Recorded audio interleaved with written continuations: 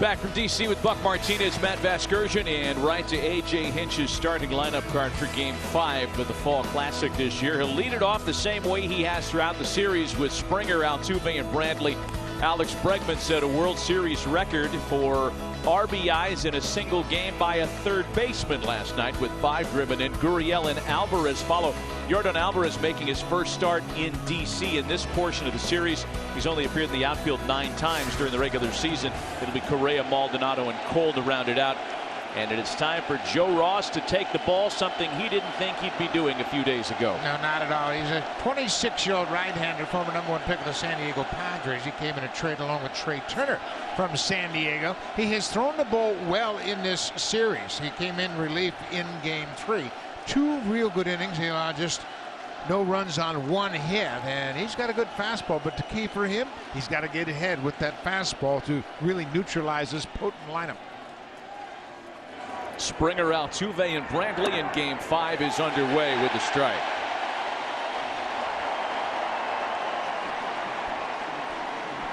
In a World Series that has seen a number of new Fall Classic records set, it's been a while since one team has used as many as 5 starters in a World Series.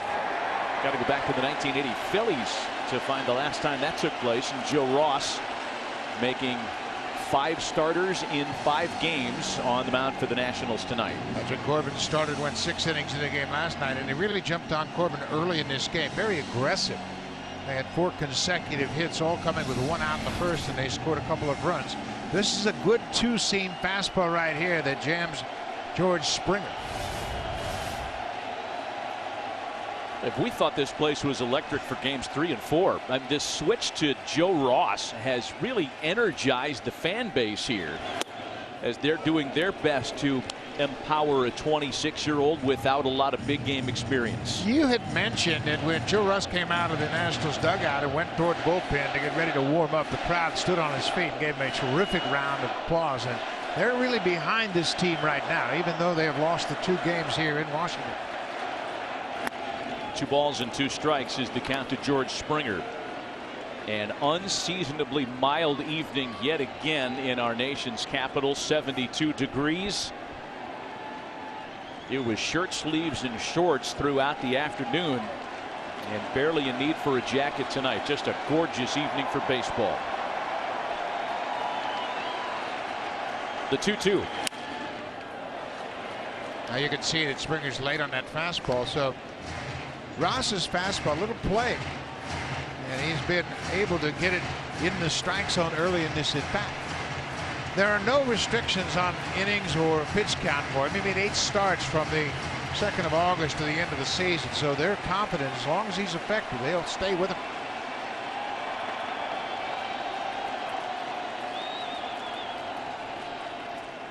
The 2-2 home. And it'll go all the way to a full count. Remember how the night started yesterday for Patrick Corbin with an 8-pitch at bat. Jose Altuve next. Springer was called out on strikes to start that inning, and then the roof caved in on Corbin. 4 straight hits and a couple of runs for Houston. He's got a sign from Gomes. Here's the 3-2 home, and it's rocketed foul. You know, you saw the numbers on Joe Ross just a moment ago. 9 starting assignments this year. He's made a total of 12 starts in the last 2 seasons. The small total in part due to recovering from Tommy John surgery. Much of last year, he had that procedure in July of 2017. Most of his appearances this year have come in relief. Wow, and he just misses to George Springer. Boy, that's a good pitch just off the outside corner. The strike zone in this series, especially here in Washington, has been very tight strike zone. That ball looked like it passed through the strike zone at some point there. Yan Gomes receives it just off the plate. Home plate umpire Lance Barksdale calling balls and strikes tonight.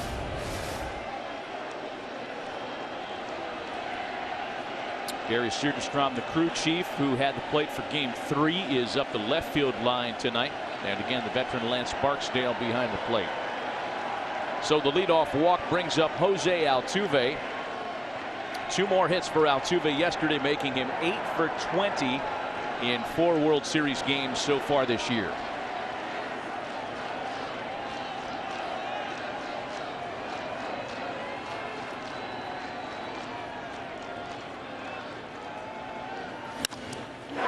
First pitch ground ball for Turner. Taylor made for 2.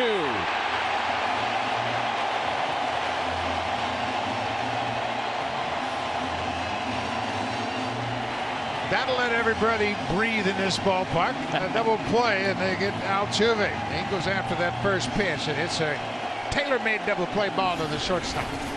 Boy, after the leadoff walk, this is a terrific play for the Nationals. No problem at all. Turner with a nice flip to Howie Kendrick, who's starting at second base, and they retire Altuve on the double play. Boy, that will really allow a pitcher to settle in the first inning. A walk and a double play. Now you're facing the toughest hitter in this lineup so far in this series, and Michael Brantley with nobody on him. 8 for 17, a couple of runs batted in for the veteran left-handed hitter and 4-time All-Star.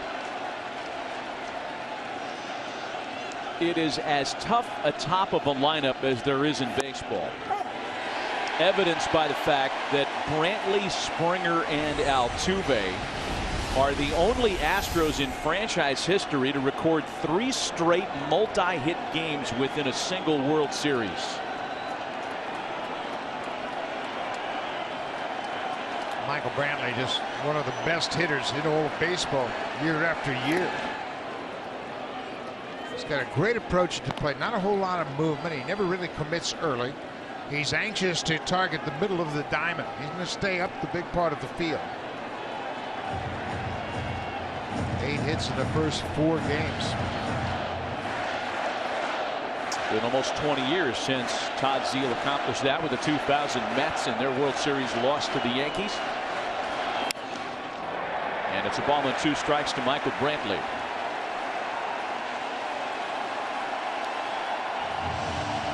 Part of the reason that the Nationals are confident in Joe Ross is that now that he's healthy and recovered from Tommy John surgery, a full 2 years away from that date, he had a really good run at the end of the year. The problem is he just didn't pitch a lot from the end of the year to today. 1 outing in a month, the 2 scoreless innings Friday in Game 3.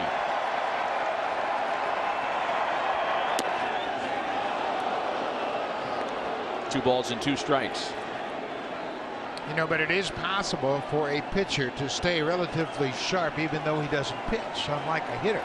A hitter's got to see live hitting, live pitching, and get his timing down. But a pitcher, he can throw on the side and stay sharp. And see his numbers. He made a start back in 2016 in the division series. Brantley with a bouncer to the shifted Howie Kendrick, who's in the right place to get him. Nothing comes of the leadoff walk. A scoreless first by emergency starter Joe Ross. Here's what Garrett Cole looks at lining up against him for Dave Martinez and the Nationals. Turner, Eaton, and Rendon. Soto, Kendrick, and Zimmerman. Juan Soto had the big night against Cole in Game 1 Tuesday in Houston. Victor Robles, Yan Gomes, and Joe Ross rounded out for the Nationals. 29-year-old Garrett Cole took the loss in Game 1 of this World Series, his first loss since May 22nd. And the Nationals scored 5 runs off of it. He is a very competitive pitcher, a very smart pitcher, and you can bet he's studied his video from that Game 1 start. And I expect to see just a few more curveballs into the mix tonight from Garrett Cole. Turner, Eaton, and Rendon to start things for the Nationals, and Cole's first pitch is a called strike. Trey Turner was 1 for 4 against Garrett Cole on Tuesday night. Just 3 for 18 in the series. There have been some real offensive shortcomings for the Nationals ever since this World Series got back to their home ballpark, ironically, as you take a look at the pitch distribution for Cole. And if he is to throw more curveballs tonight, that would kind of buck the season-long trend. as Turner commits, and it's 1-2. Well, he is going to use his fastball as he's done all season long, but I think he's got to throw an occasional curveball just to put that pitch in the minds of the hitters. He hasn't allowed a first inning run in 4 postseason starts to this point, but he hasn't retired the side in order either. There's a breaking ball that missed. We had shots of Cole and Verlander in last night's game talking about this lineup for the Nationals. You can bet they were exchanging notes and thoughts about how you attack this Nationals lineup. Full count to Turner now.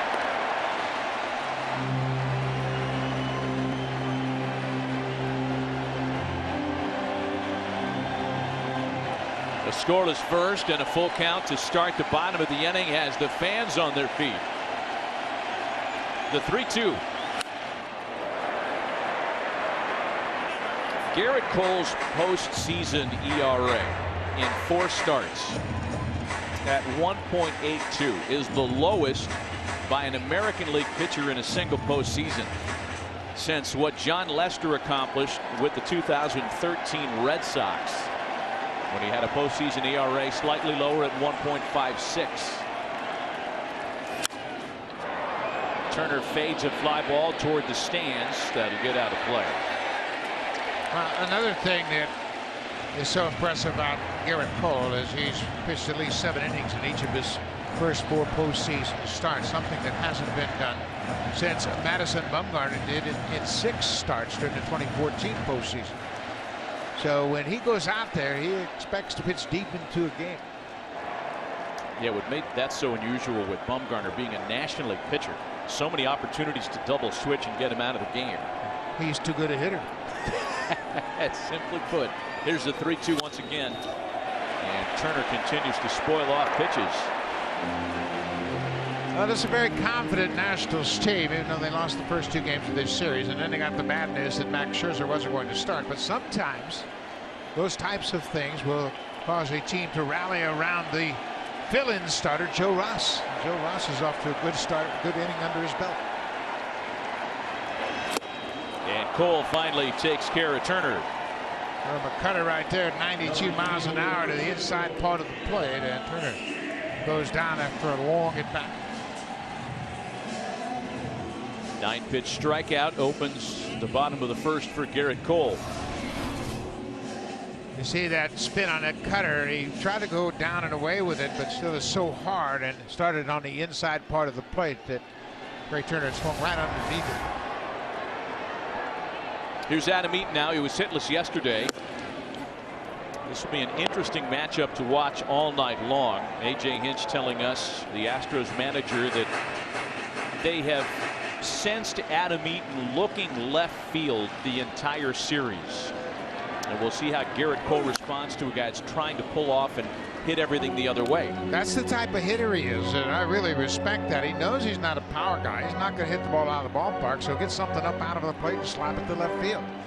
He did that in his first at bat in game 2 against Verlander. Just got a fastball up and away. He also had a base hit in the 3rd inning in game 1 against Cole. Fastball up and away. He just lined it into left field. Still 0-2 to Adam Eaton. That's how you defend against a hitter that's trying to hit it to left. You throw him strikes inside. That's a difficult pitch to inside out and hit it to left. But Cole started this at bat with that good curveball. He stole the strike with that first pitch curveball. And now they throw a good pitch down and in. And all he can do is foul out.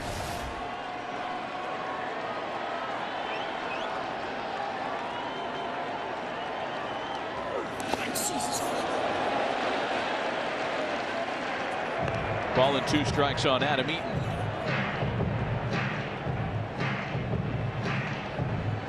Eaton had a couple of hits against Cole on Tuesday night. 2 of the 8 surrendered by Cole. And that led to the 5 earned runs scored against him. Most damage any postseason has done against Cole this year.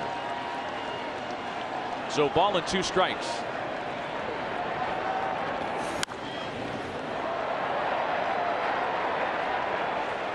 The Nationals have already fouled off Garrett Cole 6 times tonight. I know it's early. I mean, we're only 2 at-bats into his night, but for a guy that minimizes contact, fair or foul, that seems like a pretty big total through 2 at-bats. Yeah, he's a swing and a miss pitcher with his fastball and his breaking ball, but so far the Nationals, it's just 2 at-bats. They've been able to put the bat on the ball.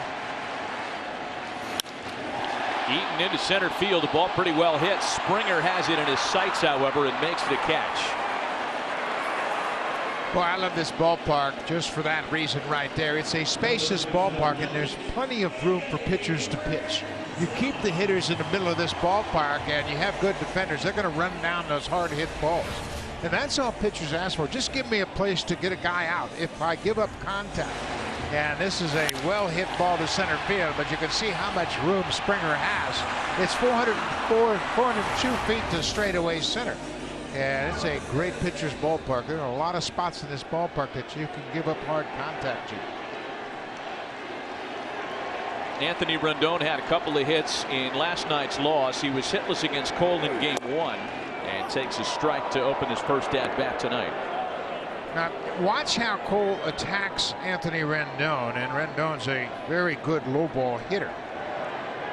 He had that 2-run double off Verlander in his first at-bat in game 2 on a low changeup, but they want to elevate the fastball too. Try to get him out.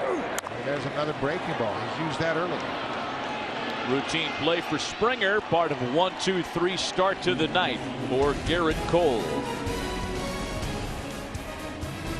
Underway in D.C. in game 5. Scoreless headed to the second. 2 outs to load the bases. And then they were able to get Bregman to hit into a fielder's choice to end the inning. Well, that set up a game 4 scenario. Bases loaded, Rodney on the mound once again. And this time, Bregman gets payback. That fastball down and in, and it's a grand slam home run to break the game wide open. He is one of those guys you just don't want to wake up. A sleeping dog, and they rattled his cage, and he responded. To see what he did in games 1 through 3, and in game 4, he turned things around. 5 RBIs, including that grand slam home run, and once you get him going, he's a tough guy to cool off. Well, and he savored every moment with a rather slow lap around the bases yesterday. He'll lead things off against Joe Ross in the second. It'll be Bregman followed by Gurriel and Alvarez. Grand slam for Alex Bregman yesterday, the 20th grand slam in World Series history. Most recent before it came by Addison Russell of the Cubs in 2016. It's surprisingly the only second grand slam home run in World Series history hit by a third baseman. The other grand slam home run hit by the Cardinals' great Ken Boyer in 1964 against Al Downing and the Yankees. 2 balls and no strikes to Bregman. That one's lined out to left. Carries for Soto. I kept chasing him. Yeah, ball's carrying very well tonight. We saw that earlier in this ball game when Eaton hit one deep to center field. The wind has kind of died down a bit, but the ball's jumping, and it's a warm night, as you mentioned. The ball's going to carry tonight. But another good swing off the bat of Alex Bregman. Here's Yuli Gurriel now 1 for 4 with an RBI yesterday.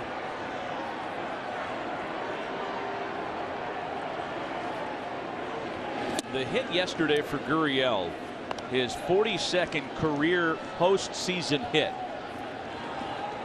And that passed Tony Perez for the second most by a Cuban-born player in Major League history. Yasiel Puig is the record holder with 51. A function of more postseason opportunities, more games played now than in the Hall of Famer Tony Perez's day. 2 balls and no strikes to count to Gurriel. Ross fell behind Bregman 2-0, does the same to the second hitter he faces here.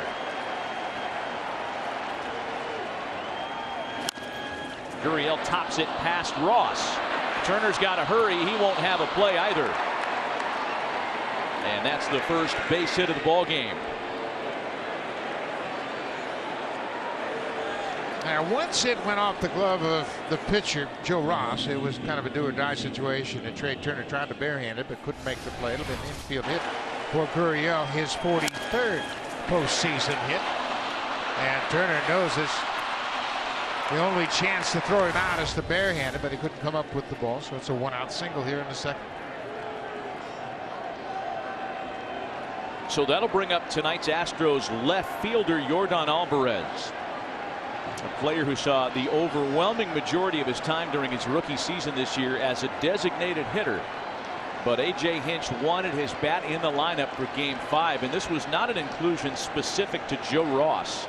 Alvarez was in there whether it was Scherzer, Ross, or anybody else. It's really kind of interesting, too. You saw the numbers for Alvarez, just 204 for the postseason.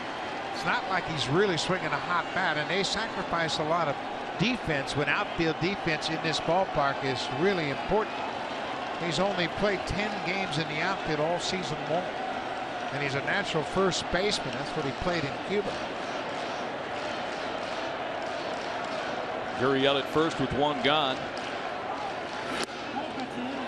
But not only do you challenge Alvarez defensively in left field, you move Michael Brantley from left field to right field. He's only played 9 games in right field in his career. The horizontal strike zone numbers for Alvarez. About the only place you can go to be safe is the outer third of the plate. He's pinch hit in each of the first 2 games of the series here. 3 for 6 in 2 starts in Houston. And now it's 2 balls and a strike as Ross falls behind now all 3 hitters he's faced to open the second. Alvarez had a terrific regular season at .313, but the end of the year and into the postseason, he was moving an awful lot, moving his head, moving his body toward the pitcher, creating a lot of problems.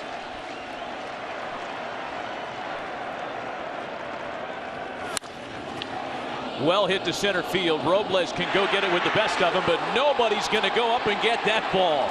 And the decision to start Yordan Alvarez has already paid off for the Astros.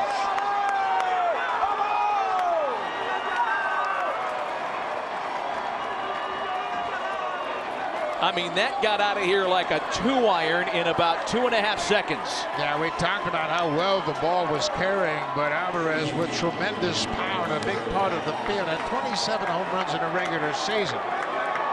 And you saw his weakest part of the strike zone is away, but boy, did he stay on that pitch. And he's got so much power that he can hit it out of any ballpark in any direction, and boy, that's a great start for Houston. A couple of Cubans connecting an infield single and a 2-run home run. Here's Carlos Correa. They threw it in a good spot, 95 miles an hour, down and away, but Alvarez is so strong.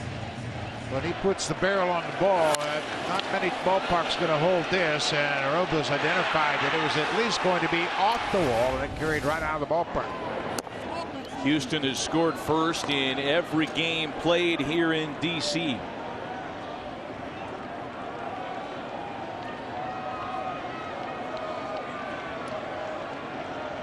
Some of the window dressing numbers, yeah, was hit hard. Got out of here on a line to center field. Correa's late. The ball and 2 strikes. This really is, the Astros really do possess what in the minds of many during the regular season, Buck, was the most complete lineup 1 through 9 in either league. No question about it. They've got balance, they've got power, they've got speed, lefty power, righty power, up and down the order.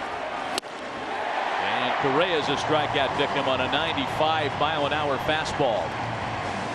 Correa strikes out for the 24th time this postseason. His timing is a little bit off. He missed a lot of time this season with a couple different injuries. He's not the hitter we have seen the last several years right at this time.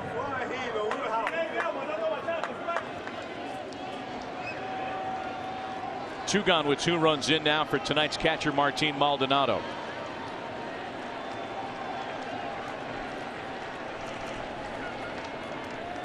Maldonado making his first start in the D.C. portion of the series, 1 for 4 with a pinch hit homer in the 2 games in Houston.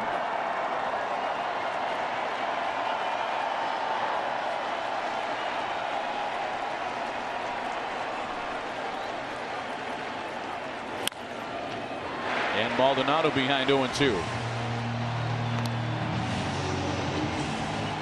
The Astros have now hit at least 1 home run in each of their last 12 World Series games. That's the longest streak of its kind by any team in World Series history.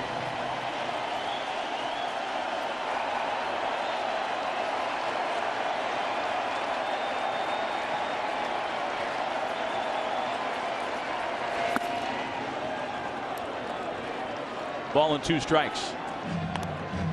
For Alvarez, that's his first postseason home run. He's now driven in 3 runs in the postseason. And A.J. Hinch, he knows his players.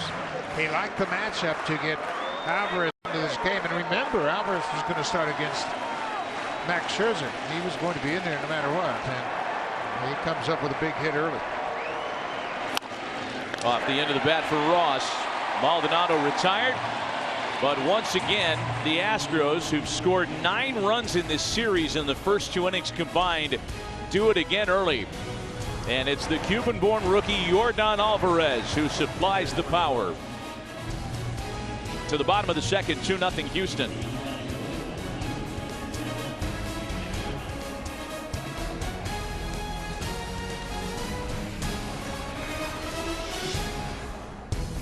In left field as well, but since then they've changed their approach a bit on it. They pitched him very tough. He had 3 strikeouts in the game last night. They have shown him an awful lot of strikes on the inside part of the plate since that first game down in Houston. Remembering that night, Cole struck him out in his first plate appearance on 3 fastballs. Good morning, good afternoon, good night.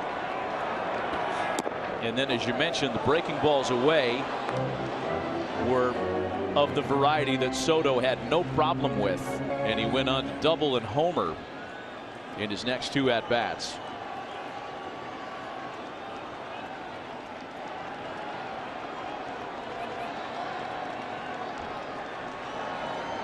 Here's Cole's 1-1. The fastball stays up and in.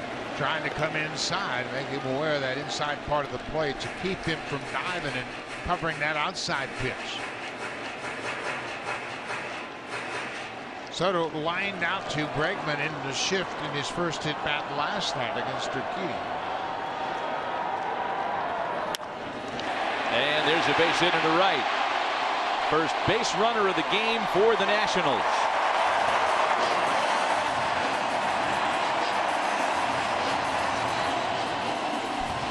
Martin Maldonado followed Soto up the first base line, and I love that from a catcher. You never know, especially with a very aggressive player like Soto. He takes a big turn around first, but Soto makes the adjustment and gets to that inside fastball. He makes a big turn around first, and there's Martin Maldonado, just in case he takes an extra step towards second base. Good hustle, good play. That used to be standard operating procedure years ago.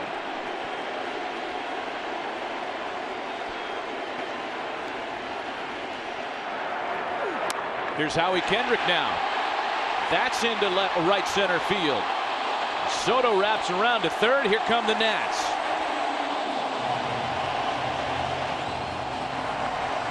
Obviously, the managers know their respective teams and players very well, and I was a little bit surprised that Howie Kendrick was back in the lineup against Cole.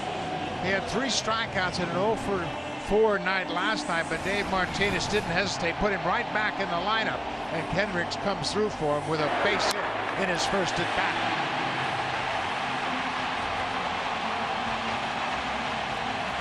Kendrick had all kinds of trouble with Cole on Tuesday night. He was 0-for-4 with 3 strikeouts. Washington's in business here in the second. Runners at the corners, nobody out for Ryan Zimmerman.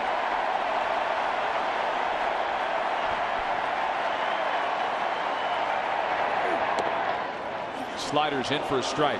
The Nationals have to score one of these two base runners. If they're going to stay with the Astros in this series, they've got to take advantage of this situation. They were really handcuffed last night. Just 4 hits, scored a single run, but they've got Cole on the ropes early in this second inning.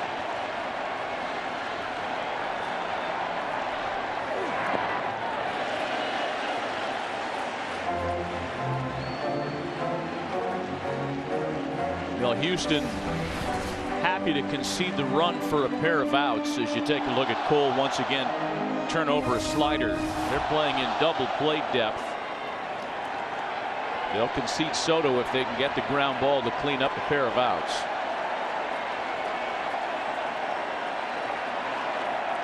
Zimmerman homered against Cole on Tuesday. See that note what Cole does with big leads. It doesn't happen very often that he gives one up when it's of 2 or more runs, as was the case on Tuesday in Game 1. Yeah, that was the big surprise because he was staked to a 2-0 lead, and they tied it up with that Soto home run in the 4th, 2-2, and then they would go on and score 3 in the 5th.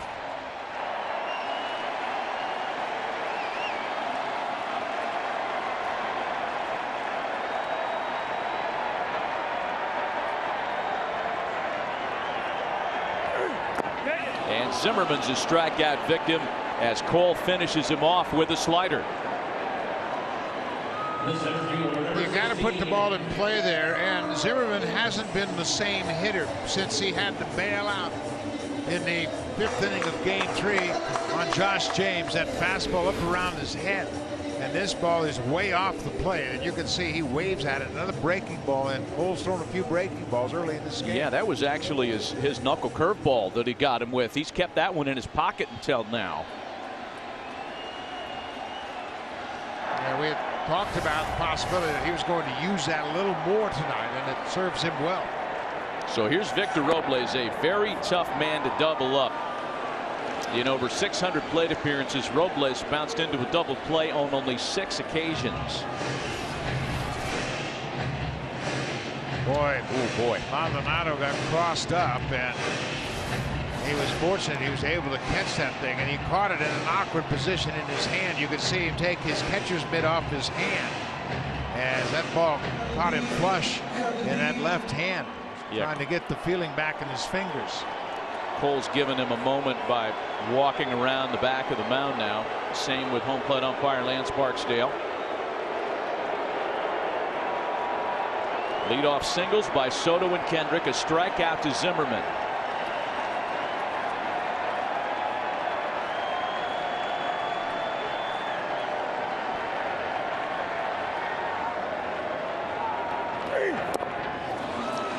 Oh, and 2. Now this has been a problem for the Nationals in these last 2 games. Just 1 for 19 with runners in scoring position. Well, you got to put the bat on the ball. Have productive at bats. Zimmerman struck out. 1st and 3rd, nobody out. And now Cole's ahead of Robles. He gets ahead of him 0-2 on a fastball and a slider.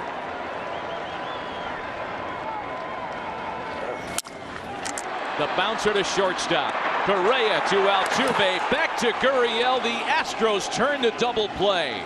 Washington kept off the scoreboard despite singles to lead off the inning.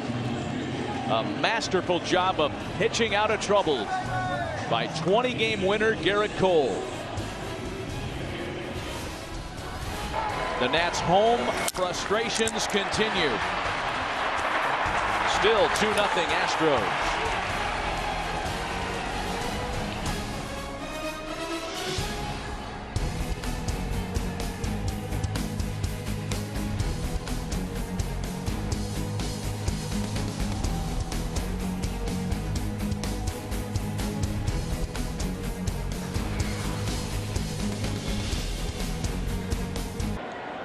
Struck out Ryan Zimmerman and then doubled off a very difficult man to double off in Victor Robles. So Cole, for his efforts, will lead off in the top of the 3rd.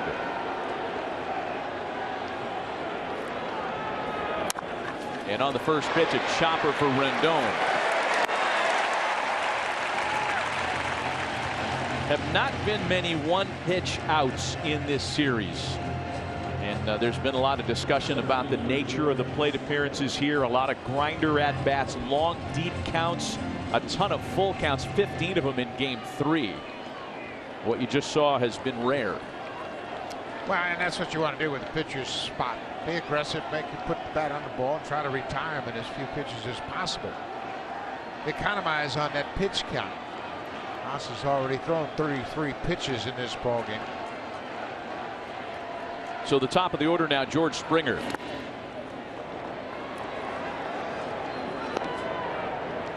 I read a weird factoid today of the many things that get generated during a World Series. George Springer is one of the 6 players in Major League Baseball this year with at least 50 RBIs who scored as many runs as he drove in.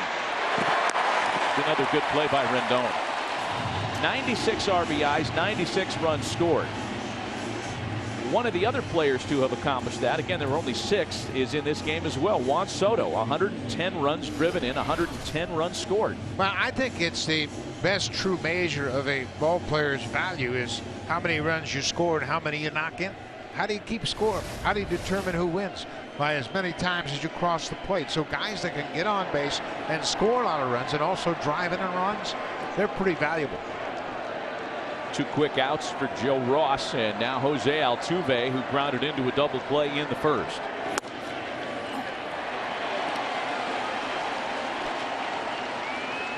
Altuve now 8 for 21 with 3 doubles in the first 4+ games of the postseason of this series, that is. For the postseason, hitting .360. It's not the batting average, but the number of hits that we draw your attention to. He has 23 postseason hits. That means he's got a shot at a single-season postseason record. 26 by Pablo Sandoval for the World Series winning Giants in 2014. That's extraordinary because the World Series that year lasted only 4 games.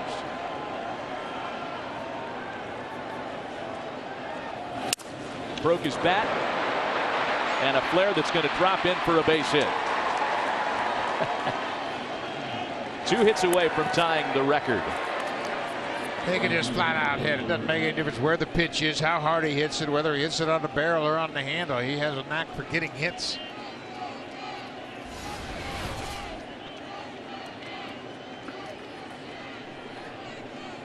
I talked to Altuve today about when you learned how to hit. He said, I learned how to hit as a kid. I said, well, you're not into launch angle and exit velo. He said, I didn't know what exit velo was until last year. Yeah, I don't think he'd really be too impressed with the exit velo there. That was a 58-mile-an-hour flare. Placed beautifully.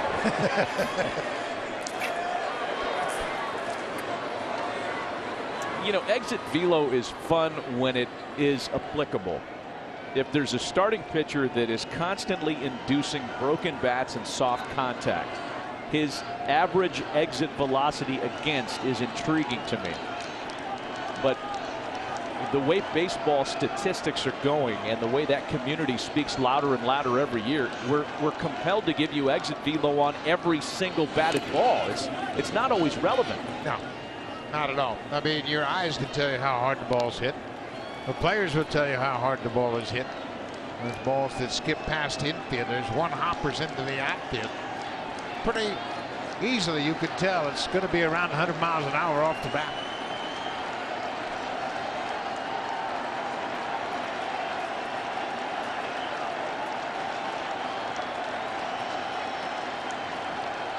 Michael Brantley not among the Astro hitters to have faced Ross in his relief stint here Friday.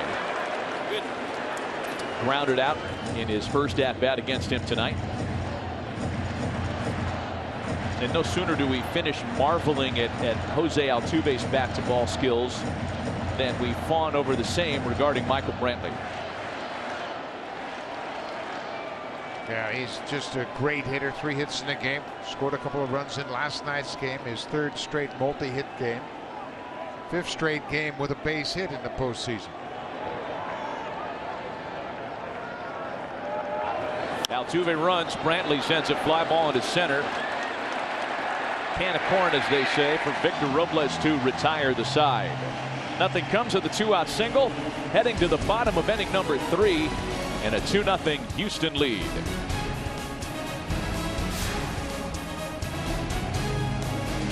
Is a top 10 total for the most in a single postseason. Curt Schilling owns the record with 56. A double-digit strikeout game tonight could claim 2nd place on the all-time list for Gerrit Cole, should he get there. He'll go to work on the 8, 9, and top of the order hitters here in the Nationals. 3rd, Gomes, Ross, and Turner.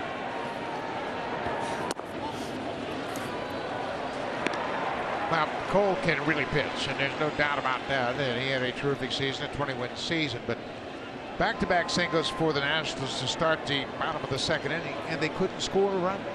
1st and 3rd, nobody out. He got a strikeout and a double play, and he just knows how to pitch out of jams. There's another slider, hard breaking ball at 90 miles an hour. But he never panics, and yeah, he's the rare exception. He throws at 98. He's got great command. He's got 4 different pitches, and he can locate them all. So you never really have an easy at bat against Gerrit Cole. That's what's so surprising, that the Nationals scored 5 against him in game 1. But boy, they had a golden opportunity to get on the board, and that's what you want to do early in the game, especially against a thoroughbred pitcher like Gerrit Cole. If he gives you an opportunity, you got to cash in every chance you have, and they're 0 for 2 already tonight, and runners in scoring position. Zimmerman struck out, and then Robles hit into a double play. Yeah, you said it. Runners at the corners, nobody out. They had to score at least 1. 2 and 2 now to Gomes. There's been quite a difference between the Nationals' 2 road games in this series and their 2 home games here. First 2 games of the series at Minute Maid Park, they hit .307, scored 17 runs. 2 games here, they've hit .194 and scored 2 runs, and there's 1 gone here in the 3rd. You know, I think a lot of that has to do with the fact they were playing their first World Series game here at home. And of course, everybody wants to get in on the action. Families come into town. You've got a lot of families around. Everybody wants to be part of this, and sometimes you get distracted. And you play on the road, and there was a lot of Astros families down in Houston as well, but it's a different atmosphere. You go to the ballpark early, you sit around, think about the ball game, and you're just a little more focused. And you know, I think sooner or later, when they have this opportunity again, they'll understand how to control their emotions and how to get prepared for a game. But I think especially in game 1, they were a little bit over anxious in game 1. Quickly 0-2 to Joe Ross. I think they came in after the 2 wins in Houston and said, you know what, man, we can beat the Astros. We need to put them away right here. And they got ahead of themselves a bit. Boy, how about that number? And again, this is the last time the pitchers are going to hit in this series tonight. 1 for 57, the pitchers in this World Series combined. That would be a futility record if no pitcher has a base hit tonight. Ball and 2 strikes to Ross. Miles Mikolas of the Cardinals has the only hit by a pitcher in this postseason. He hit a double. Yeah, that is a postseason total, not just in the series. And the 1-2 slider got him looking. 3 for Gerrit Cole tonight.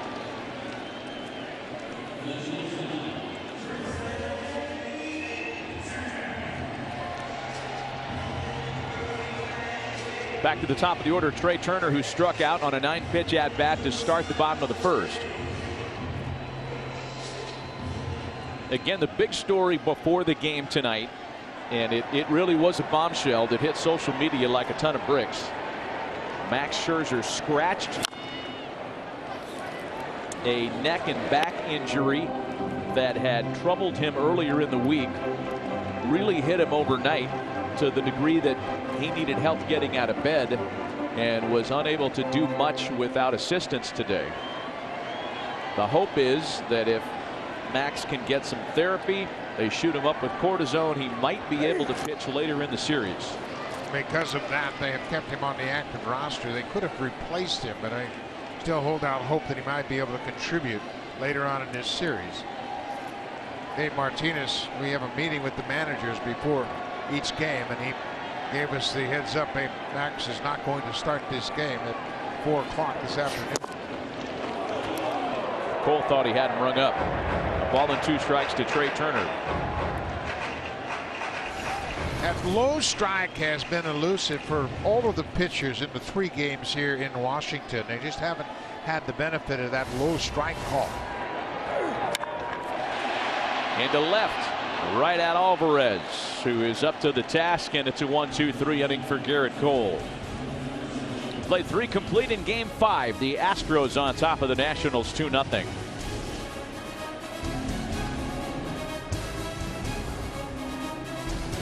Catcher to defuse a potential situation there, but Garrett Cole thought he had Turner struck out on the previous pitch of that last at bat.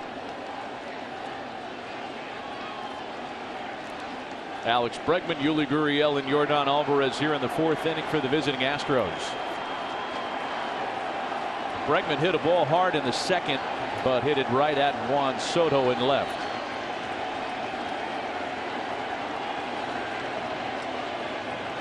Look, right before the pitch, Soto is communicating with Victor Robles. They just moved him in about 4 steps in left field. Yeah, all of these defenders have scouting report cards in their back pocket, and they'll check those from time to time. There's so much information available to the defenses all around Major League Baseball that it's hard to remember all the specifics about 9 different hitters. So they'll carry cards in their back pocket. They communicate with one another. Remember, you got a 21-year-old left fielder and a 22-year-old center fielder helping out one another. 1 ball and 1 strike to Alex Bregman.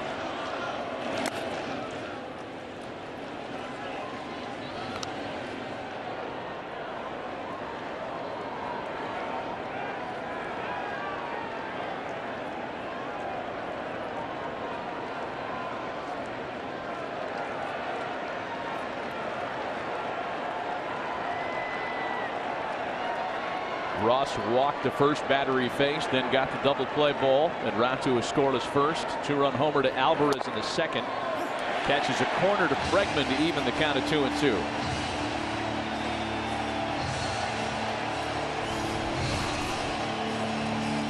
That fastball looked like it might have been off the plate away, and I think that's Bregman's thought.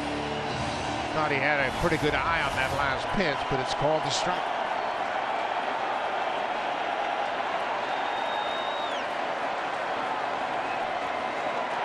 The 2-2 home. Went back out there again. Why not, if you're going to get that kind of a generous corner?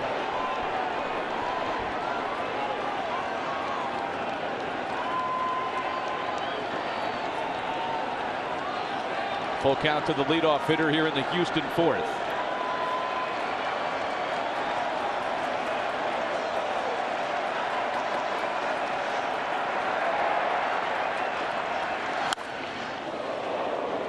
Back out there again, and this time Bregman sticks around. Alex Bregman is not a guy who loves the ball down and in, but in Game 2 of the ALDS, he took Blake Snell deep on a pitch there. Same location on the grand slam yesterday from Fernando Rodney. His manager, A.J. Hinch, telling us that he really doesn't like the ball down there, nor does he make a lot of contact there. But, man, in the postseason, it's just a different animal. Yeah, it sure is. And he's been swinging the bat so well in the last several at-bats that he was able to get to that pitch. It's that one right off the end of the bat. Bregman is a very good high ball hitter and good on the inner part of the plate. And you can see his 2 home runs down in that lower part of the strike zone on the inner half. But he is a much better high ball hitter, but he was really locked in against Fernando Rodney, who had walked the hitter ahead of him in Game 3 and then got Bregman to hit into an inning-ending force-out. The 8th pitch of the at-bat on its way from Ross, and it's a ground ball for Turner. 1 away.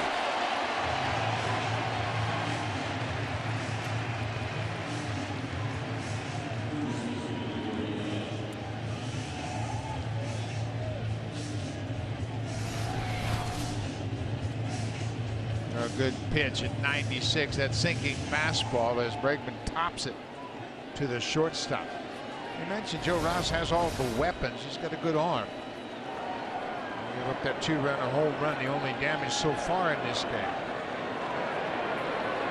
Gurriel singled in front of the homer, and a slider misses, a ball and no strikes to Gurriel. Yeah, it was a jam shot bouncing ball that went off the glove of the pitcher, deflected toward the shortstop, and Trey Turner tried to barehand it, could make the play, an infield single.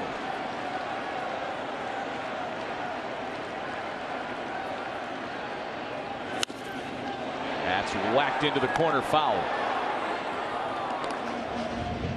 So the plan with Max Scherzer out there, should he had been able to start, would have been Max as long as possible, and then the front line relievers for the Nationals. And by front line, I'm talking about Daniel Hudson and Sean Doolittle, who were available and fresh. They were available and fresh last night as well. Bouncer up the middle for Kendrick. And there was some discussion last night, Buck, about why they didn't appear when the game was closer in the middle innings. Yeah, and a lot of people were very critical of Dave Martinez for the fact that he didn't use Hudson, he didn't use Doolittle, and he didn't use Joe Ross in that game because early in the middle innings it was still within a couple of runs. But we criticize managers for some of the moves to make without knowing all the information, and they were well aware that Max Scherzer was questionable for the start tonight, so they had to keep back those relievers. You know, managers, they just don't make decisions by the seat of their pants. They have a lot of information, a lot more than we have. 2 gone now for Alvarez. Alvarez hit that home run back in the 2nd inning. He's 22 years old and 121 days old. That's the youngest American League player to homer in a World Series since Tony Kubek hit a home run in '57 for the Yankees. Against the hometown Milwaukee Braves. 2 balls and no strikes, the count to Alvarez. Alvarez hit a pretty good pitch out of the ballpark. His first postseason home run of his career.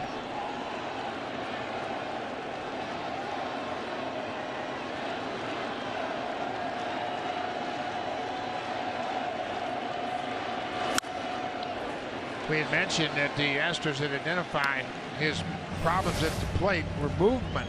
And watch this pitch sequence in the first at-bat. Breaking ball for strike 1. He misses down and in with the fastball. Comes inside again. It's 2-1. And then they make a good pitch, 95 on the outside corner.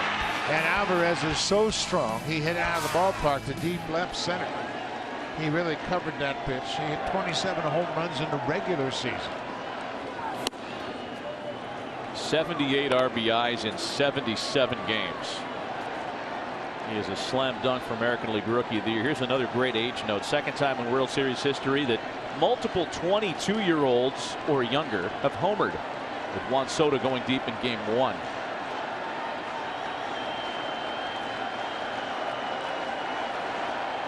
In control of the count is Alvarez. 3 balls and a strike.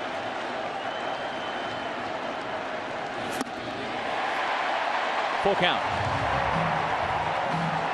Good job by Yan Gomes to call for the breaking ball. He just throws it right over the heart of the plate, and Alvarez out in front, expecting to get the heater. The only hiccup tonight, the homer.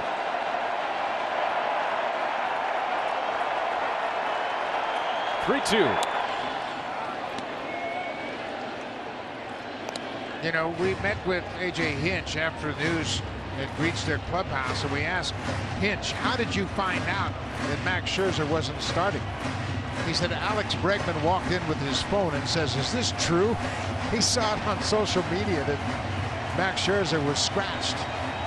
And Hinch was caught off guard because he hadn't heard about it yet. Yeah, AJ said he was in the video room watching film on Asdrubal Cabrera, who is not in the lineup tonight. The next 3-2 home to Alvarez is bounced into right field, lined it right past the shifted Kendrick. shaping up to be a big game 5 for the rookie left-handed hitter Yordan Alvarez. Well, he showed you in his first at bat that he's really strong and quick on the inside part of the plate, and that home run he hit was a pitch down and away. He stayed on it, and he gets to that inside fastball. Hinch looking like a genius to start Alvarez in game 5. He knows his players. He knows how they match up, and he had it on his mind after game 2. He went to Michael Brantley and said, hey, be ready. I'm probably going to start Alvarez in left field in game 5. 3 straight sliders to him, and that last one was sent out to right at 100 miles an hour. So now it's Correa who struck out back in the 2nd.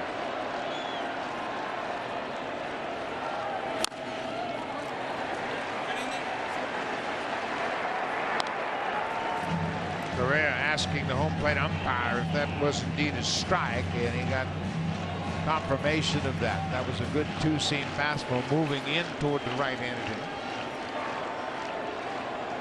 Carlos drew 3 walks and scored a run in game 4 last night. The 3 walks tied a single game World Series record for walks by a shortstop. Mark Belanger with the 71 Orioles. The most recent to accomplish that. It's been a swing and miss series for Correa, and unfortunately for Carlos, it's really been a postseason long story. 24 strikeouts in the postseason.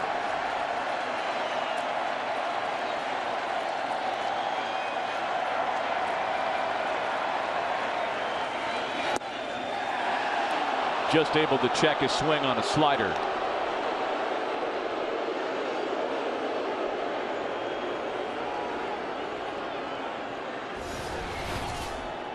Looked like it might have caught the strike zone. That's what Yan Gomes was trying to plead his case by holding that catcher's mitt right there for the home plate umpire to have a good look at it.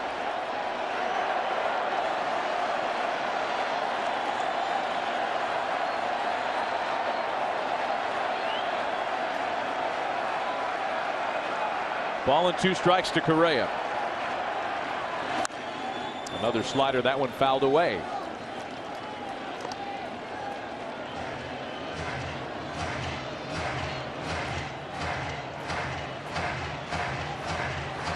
Just not right. We mentioned how many at-bats he's had. He's missed time, 2 separate injuries this season, including a fractured rib, lower back issues. Just hasn't had a full season of at-bats, and his timing is off. Pretty remarkable that he was able to manage a 21 home run campaign despite all that time missed, as you mentioned. A couple of pretty long stints away. The next 1-2. Able to get to that inside fastball. Again, that just, it speaks to the depth of the Astros. If you were to have suggested a couple years ago, when Carlos Correa was their best overall player, that they'd be in a World Series and Correa would be something less than his usual self, you'd say, well, how did that happen? Who else got hot? Batting 7th.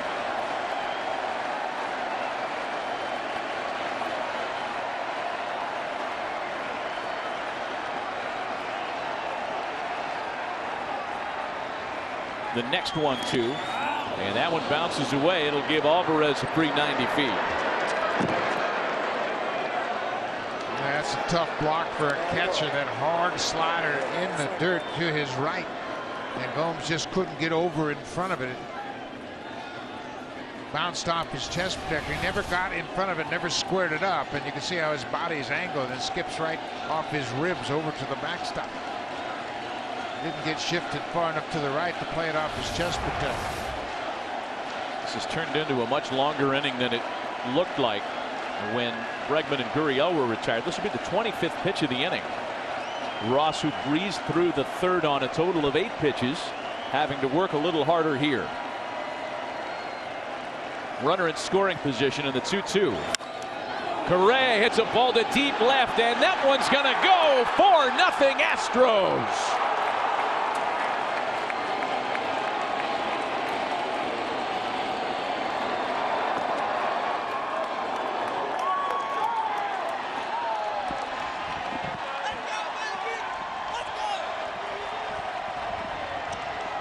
Well, Matt, you mentioned the depth of this lineup. So many good hitters, no matter where they are in the batting order. Alvarez hit a 2-run home run in the second, hitting 6th. And now Correa hits a 2-run home run here in the 4th, batting 7th. They really lengthen out their lineup with terrific bats up and down the order. Correa with 21 home runs in the regular season. That's his 3rd postseason home run. And it's a 4-run deficit now for Dave Martinez. Here's Martin Maldonado. Line to third, played by Rendon to retire the side, but a once noisy Nationals park has quieted down a bit, thanks to not one, but a pair of 2-run homers. Carlos Correa's 3rd blow of the postseason, making it 4-0 Astros.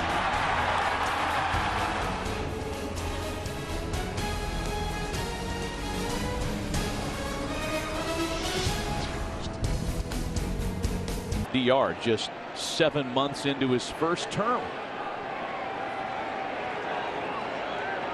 Adam Eaton leads things off in a 4-0 deficit for the home side in the last of the 4th. Eaton, Rendon, and Soto.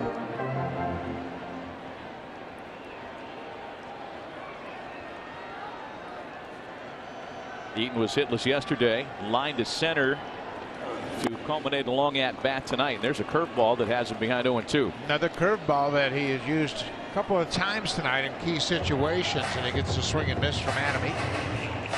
It's a knuckle curveball. He throws it hard. You can see it was 85 miles an hour, but it gets on top of it and gets tight spin. Good break.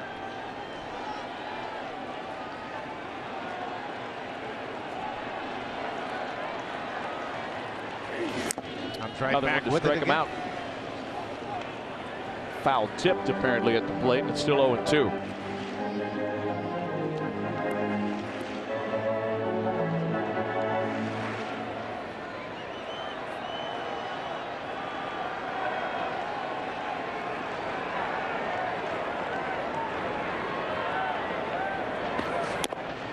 Fastball stays high, ball and 2 strikes. Garrett Cole has such a great delivery, very compact. He doesn't really fly all over the place on the mound, and he is really balanced and stays over the rubber a long time. And then he can locate the pitches, and there's another pitch that he thought was a strike, and I don't blame him. He and I both. Yeah, 98 miles an hour, right on the corner, and he didn't get the call. He was ready to watch the ball being thrown around the infield.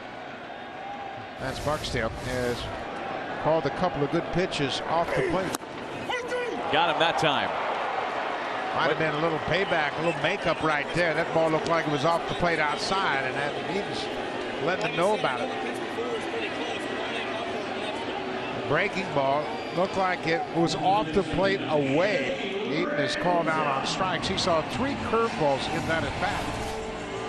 And watch this break. Knuckle curveball, 86 miles an hour, called strike 3. A.J. Hinch kind of suggested to us that something like that would be needed tonight to try to slow down Eaton, who has served fastballs into the opposite field all series long. Garrett Cole's thrown 7 curveballs tonight total, and 3 of them, as you mentioned, Buck, to Eaton in that last at bat alone.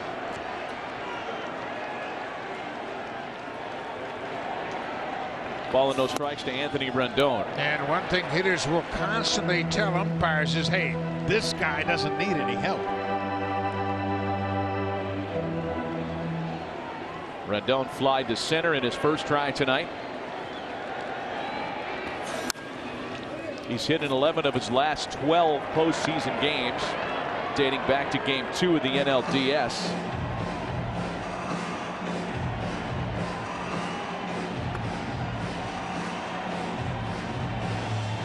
You know, back to that curveball of Cole, we kind of talked about it earlier. He doesn't throw it as often as tonight's game may suggest. He averages 15 or 16 curveballs a start. And this is from a guy who's usually out there for anywhere between 100 and 110 pitches. The most curveballs he's thrown to a single hitter in a game is 6. And if he faces Adam Eaton 1 or 2 more times, he might top that tonight. There's ball 4 to Rendon.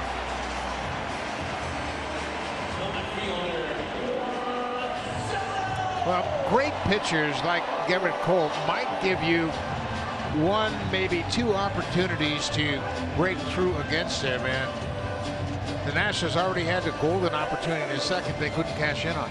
Back-to-back singles, first and third, nobody out, and Cole struck out Zimmerman and got Robles to hit into a double play.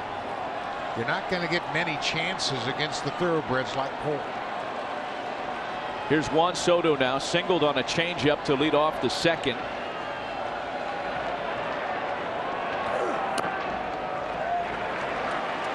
One out, one on here in the fourth as the Nationals try desperately to scratch across some action against Gerrit Cole.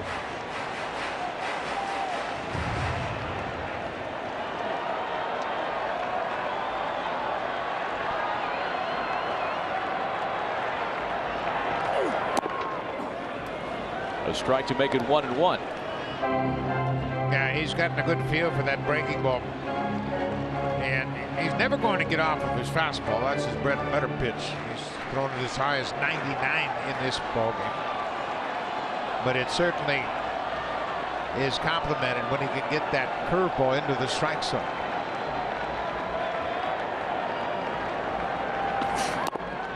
When Gerrit Cole retires the leadoff hitter, as he has here in the fourth, it is awfully tough to score against him. Opponents have plated a run in only 1 of the 21 innings in which he's retired the first batter in the inning this postseason, and that was at the start of the night.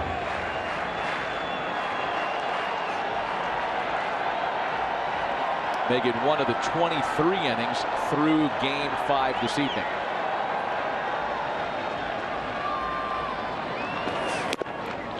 Big swing at a high fastball.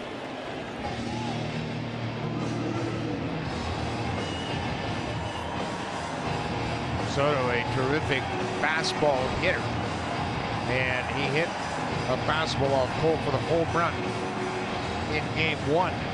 But you can see there's a bunch of great hitters on that list, and they can all wear off the fastball. Slugging percentage against fastballs since 2018. 2 curveballs, 2 fastballs, 2-2 the count to Juan Soto. Another breaking ball. This one's lined into center field for Springer, and there are 2 away. Soto's made a couple of good adjustments tonight in his first 2 at bats. He just showed you what a great fastball hitter he is. He had a changeup for a base hit in the second, and he sat on that breaking ball pretty good with 2 strikes and lined it to center. He stays back and puts a good swing on it, but he hit it right at the center fielder, Springer. Young hitter making adjustments, middle of the ball game, pretty impressive.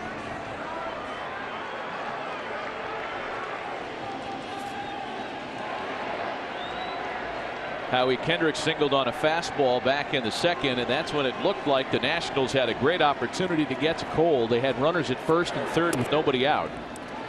But Cole responded by striking out Zimmerman and then doubling up Victor Robles. A pair of 2-run homers on the other side of the scorecard. Yordan Alvarez and Carlos Correa with the honors.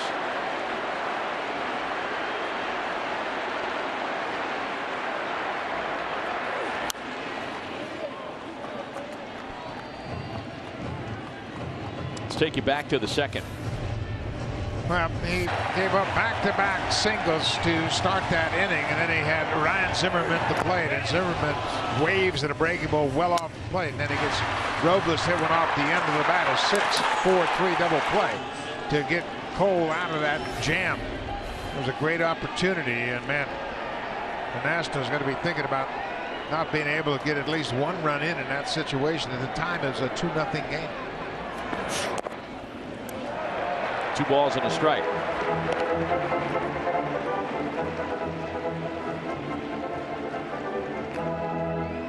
NLCS MVP Howie Kendrick, 3 for 14 in the World Series.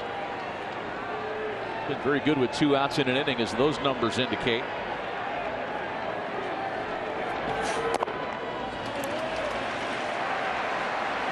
Three and one now.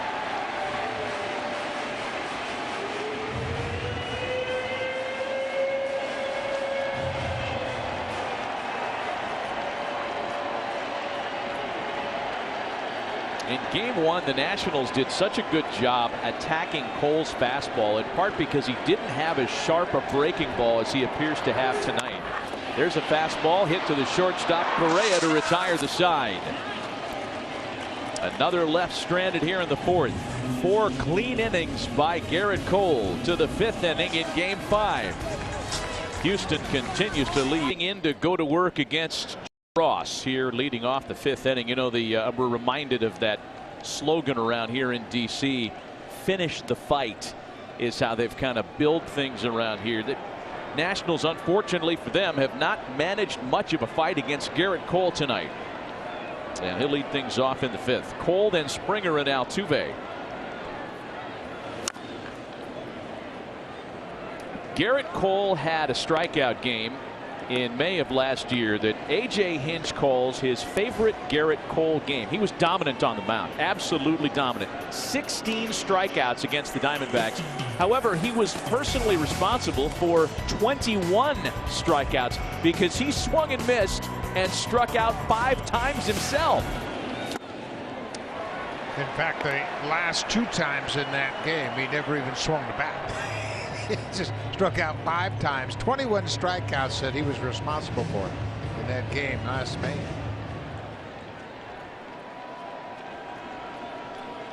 Grounded out to the 3rd baseman on the first pitch in the 3rd inning tonight. And there's a bouncer for Kendrick at second. When you strike out 16 batters, nobody cares if you struck out 5 times yourself that night. Not at all. And he said himself, he said, hey, they pay me to pitch, not to hit. So 1 gone for Joe Ross. He'll go back to work on the top of the order, George Springer.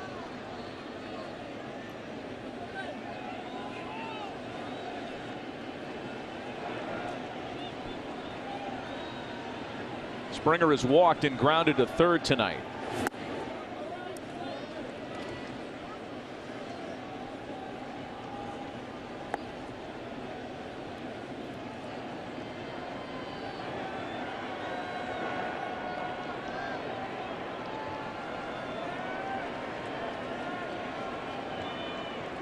Nationals kept him quiet yesterday, 0 for 4. And there's a strike. It's 1-1. You know, you always hear baseball players say, well, I'm not superstitious. No, I don't believe in that stuff. Well, I don't know if that's always true. We saw George Springer today in the clubhouse walking around wearing Michael Brantley's jersey. Trying to get some of that hot Brantley mojo working in his favor. Good curveball that time, swung on and missed.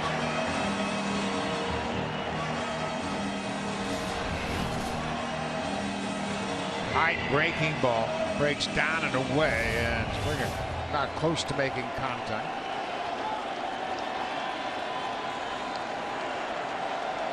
One and 2 to Springer.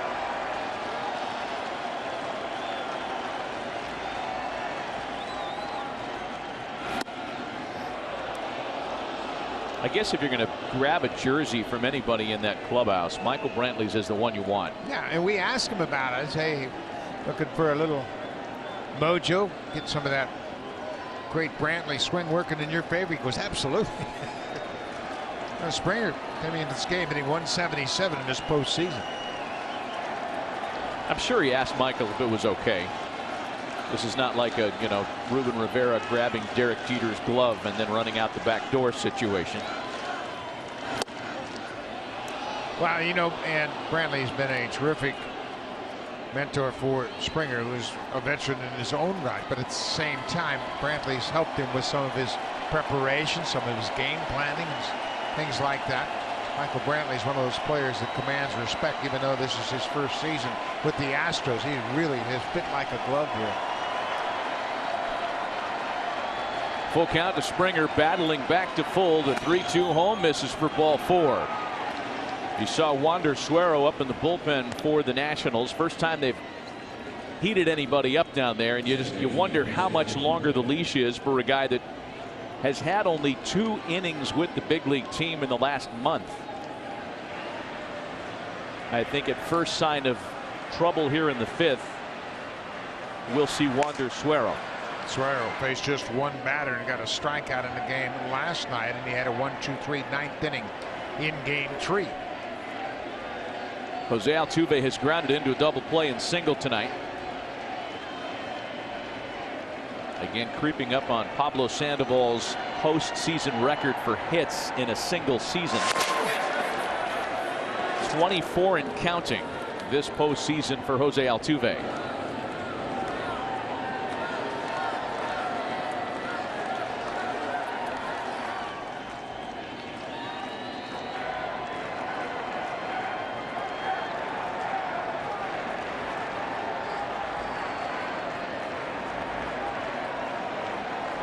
Third time through the lineup now for Ross. Always when a manager peels a watchful eye. Backup sliders in for a strike.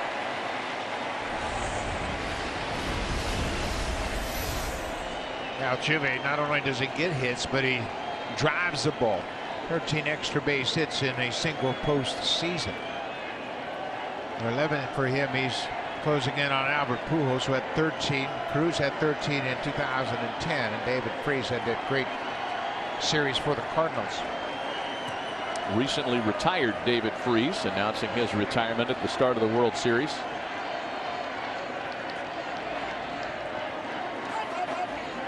And a very late time take. I think that was the home plate umpire. Was that Lance Barksdale doing that on his own there, Buck? I'm not sure. It looked like maybe Altuve had asked for time, but he did not move out of the batter's box, didn't make any move. He probably just asked for it as he stayed ready to hit. Watch Altuve. Time. He's asking for time. Altuve never moved. Wow, Ross was into his delivery. Yeah. It was a little bit late, but Altuve had requested time. It just took Barksdale a little bit of a delay to throw up his hands. Extra consideration given to the 6-time All-Star, I suppose. 0-1 the count to Jose Altuve. On the corner, and it's 0-2.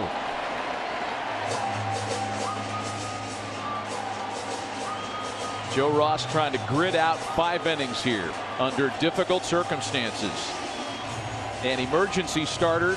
Wasn't told he was opening this ball game until this morning, when it was discovered that Max Scherzer was unable to get out of bed.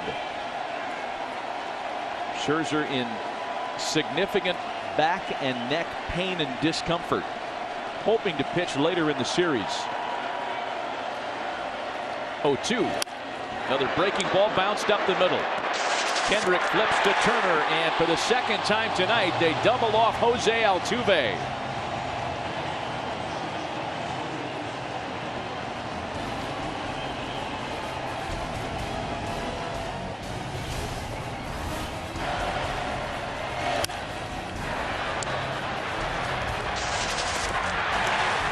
Taylor made double play ball.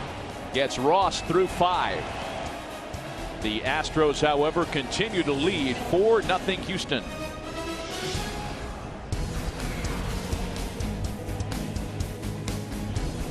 By the Astros.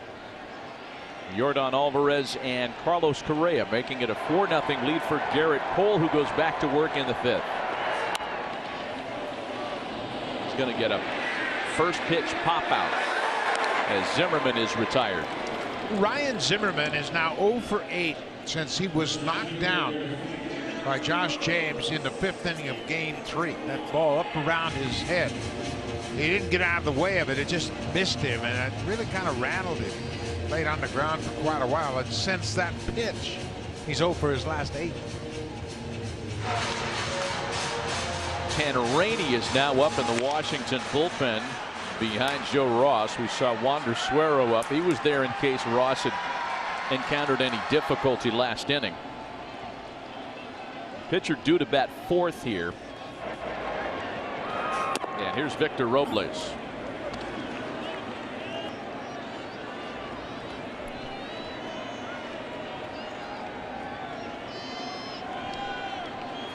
should the Nationals fail to come back tonight, this is some big time context, they would become just the third team to lose their first 3 World Series home games in their franchise history. And the company they're keeping is barely of the modern era.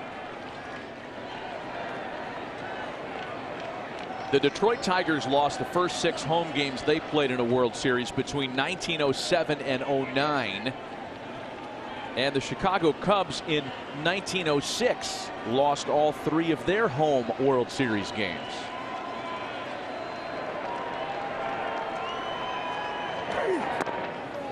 And Robles goes down with a swing and a miss. Yeah, I just think that everything kind of sped up on the Astros in game 1, and they were just so enthusiastic and encouraged by beating Cole and Verlander in games 1 and 2 that they probably thought, hey, you know, we can get these guys in our ballpark and we'll knock them out right here, but that's not been the case.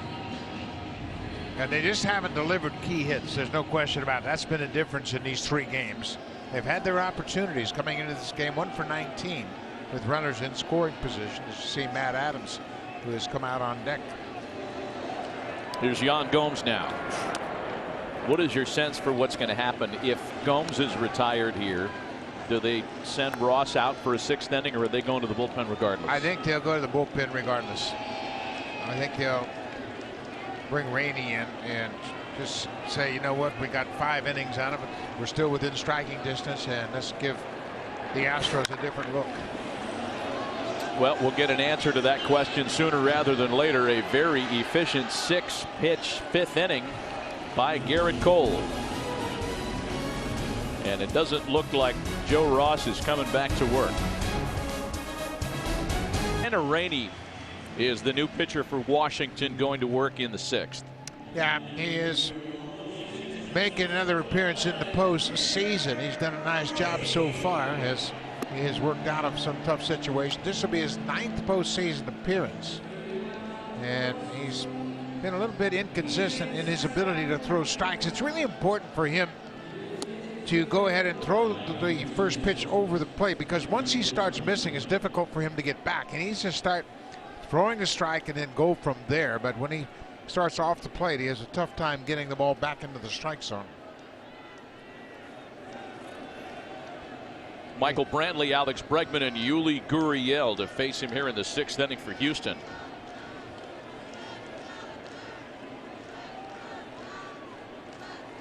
Brantley's been quiet so far tonight.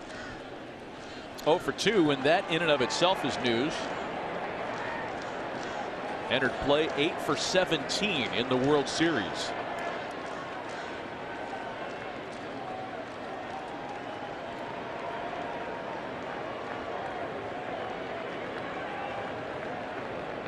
Nationals bullpen had been so good in the first 9 games since the middle of the NLDS. We started that stat rip. They did not fare particularly well in last night's game 4 here in the World Series. Ball and no strikes, the count to Michael Brantley.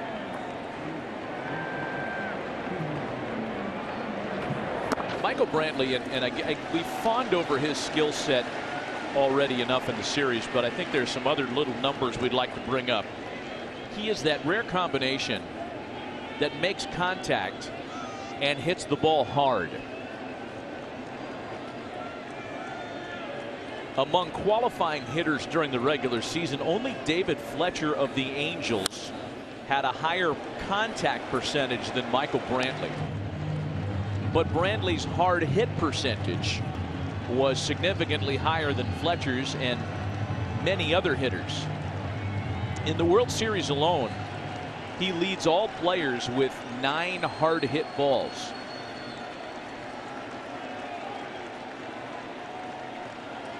You throw him a strike, he's going to get the bat on it. Well, and Chu, he just doesn't strike out. The most he's ever struck out in 11 years in the big leagues, 76 times. In an era where strikeouts are not even a big concern, but he's just one of those guys that refuses to strike out, gives himself a chance to hit because he puts the ball in play. 2 balls and 2 strikes to Michael Brantley. A .297 career hitter. Just able to lay off that 99-mile-an-hour fastball. Tanner Rainey staring in, and now Yan Gomes will begin some diplomacy. Yeah, and it looked like Lance Barksdale just said something to Gomes that really caught him off guard. This is over the inside corner. Certainly was high enough, but they didn't get a call. I know you have seen that from both sides. Both pitchers have had trouble with the strike zone. Brantley drives the ball the other way, handled by Soto.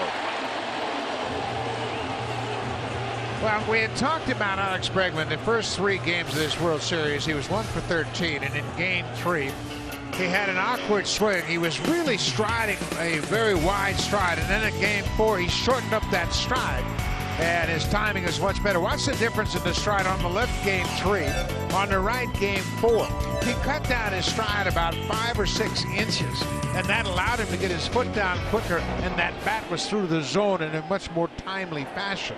He was just a tick off in the first 3 games.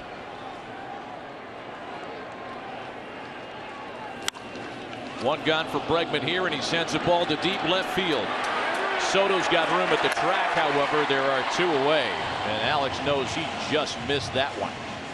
Yeah, he's had 3 more good at bats tonight. He lined out to left in the second. He hit a hard ground ball to the shortstop in the 4th, and now he hits one on the nose on the first pitch of this at bat. Again, you can see he has that short stride, gets out over that front side, and really gets that bat through the zone in a very timely fashion. 2 gone for Yuli Gurriel.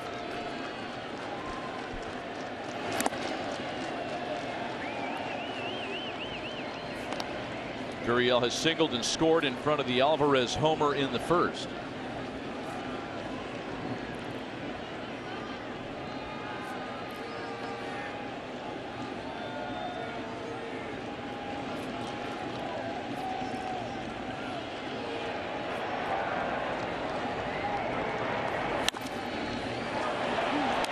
High fly ball into shallow right. Kendrick calling everybody off to retire the side. A very quick 6th inning authored by reliever Tanner Rainey.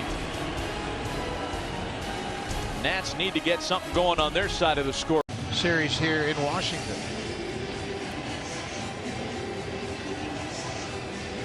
One for 5 in the postseason. Most of his activity has been seen off the bench.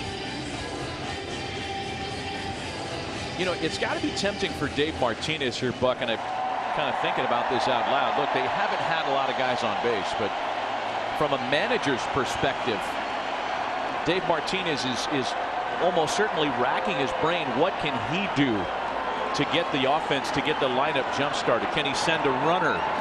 Can he try to steal a base? There's only so many things a manager has within his power without grabbing a bat and stepping up there himself. Yeah, when you don't have many base runners, you can't do much. Just ignite the offense.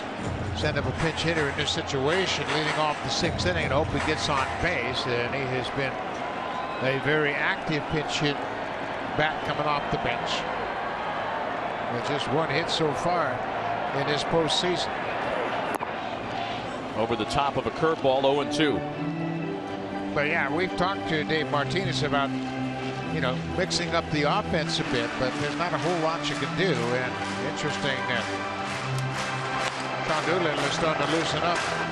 Looking ahead to the 7th, Yordan Alvarez is the first batter scheduled for the Astros. The left-handed hitter is 2 for 2 with a 2-run homer, and he scored 2 runs. So Doolittle is going to come in to face Alvarez to start the top of the 7th.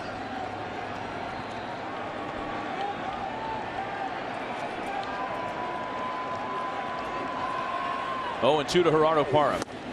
A strikeout once more for Garrett Cole. 6 so far in the ball game for Cole, and he's really mixed up his pitches very effectively tonight. We had been told he'd probably use a few more curveballs tonight. That's been a great weapon for him. But when you're able to throw strikes with your 3rd pitch, basically, it's fastball, slider, cutter, and curveball, and that slider cutter kind of morphs into the same pitch. But you can see he's racking up the strikeouts in this postseason. 6 tonight gives him 44. Again, if he hits a double-digit total tonight, he would occupy second place on that all-time chart. Strikeouts in a single postseason. Trey Turner's 0 for 2 tonight.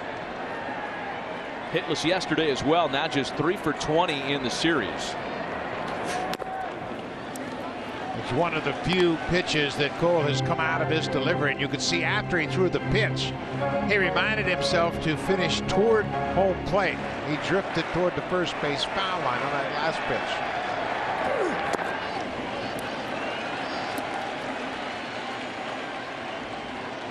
Boy, pitchers, they send such a positive message when they work as quickly as Cole does.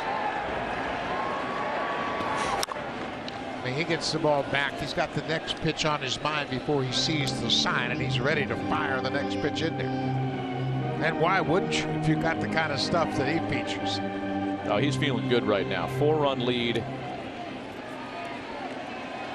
He's retired 6 in a row, 6 strikeouts all told. The Nationals had back-to-back hits to start the second inning. And they've had only 1 base runner since, and that was on Rendon's 1-out walk. He has been in complete control of this game, Garrett Cole. Carrying 12 of the last 13.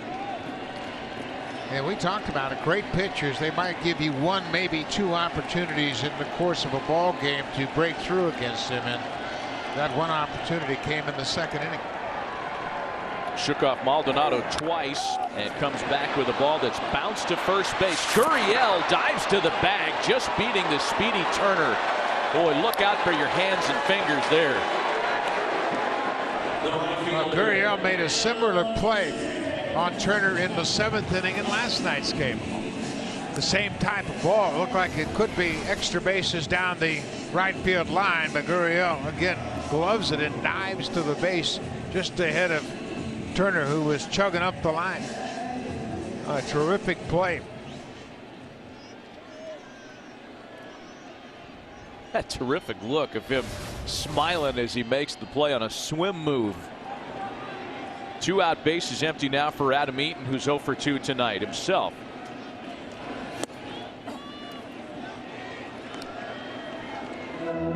Cole has really mixed things up on Adam Eaton. He has thrown him fastballs, knuckle curveballs, sliders, cutters. He's given him the kitchen sink so far. 4 of the 12 knuckle curveballs that Cole has thrown tonight have come Eaton's way. And we talked about Eaton, conscious of trying to hit the ball to left field. And that knuckle curveball is a tough pitch to hit the opposite direction. There's a ball that he was late on. Yeah, he's had success hitting to the opposite field all series long. Base hit against Cole Tuesday night in Houston. Opposite field against Justin Verlander the next night. And then against Zach Greinke in Game 3.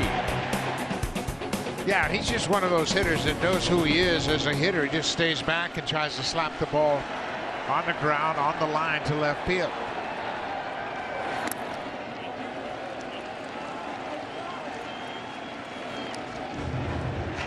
And the Astros are well aware of the approach by Eaton. You can see where Alvarez is. He is playing very much over toward the foul line in left field.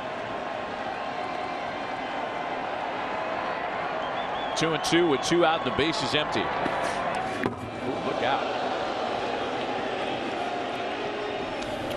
Well, this is what Cole's done to him tonight. Yeah, you look at the sequence of pitches. Knuckle curve to start him out. Comes back with a 4-seamer, another 4-seamer, knuckle curve again. And then that fastball at 97. He hits a deep fly ball, but he's retired. Then in the 4th inning, another 4-seam fastball to start the at-bat. He used that knuckle curve very effectively to eat the slider, 4-seam fastball, and then it catches the outside corner. Eaton thought it was off the plate, but he's called out on strikes. 0 for 2 so far. And he gets him again. Another different pitch. He has really mixed things up very effectively to put an 0 for 3 on Adam Eaton. That last slider, Eaton caught looking, no problem in the 6 for Kevin Cole.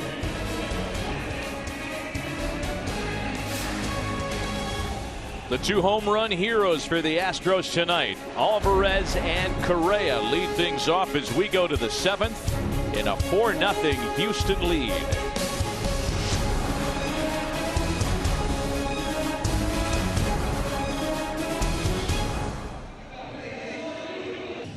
Well, the Nationals go to the bullpen for the 2nd time tonight as we hit the top of the 7th inning, and it's still 4-0 Houston lead here in Game 5. Sean Doolittle has been very effective in this postseason, limiting opponents to just 133 average. That's coming off a regular season in which he recorded a career-high 29 saves for the Nationals. Good little into the ball game here in the 7th because of the first batter for Houston. That's Yordan Alvarez, who is 2 for 2 with a 2-run home run and a single. He's driven in 2 and scored 2. There's an off day tomorrow, so Dave Martinez is going to make sure he throws everything he can at this Astros lineup late in this game.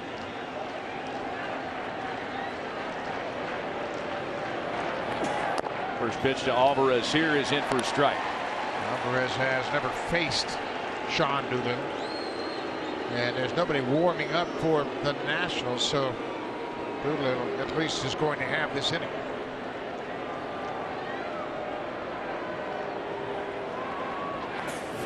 Former college shortstop fires and misses low. It's 1-1.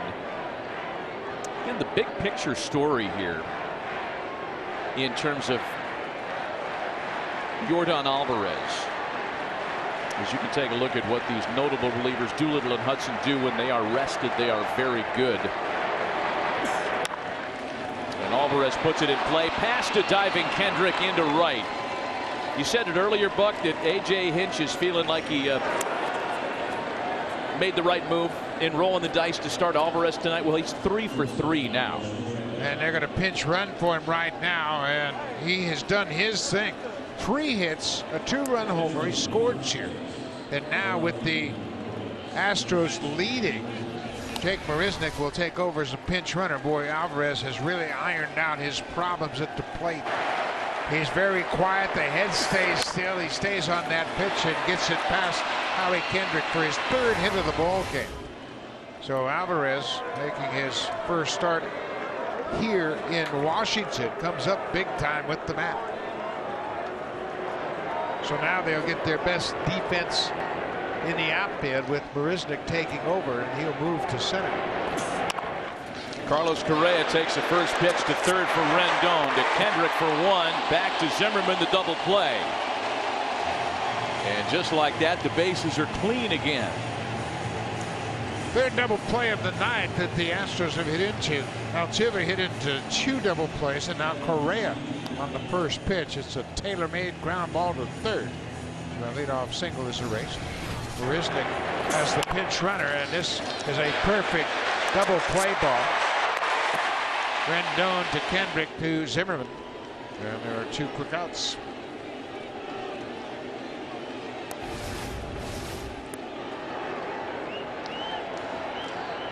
So with 2 gone, here's Martin Maldonado now.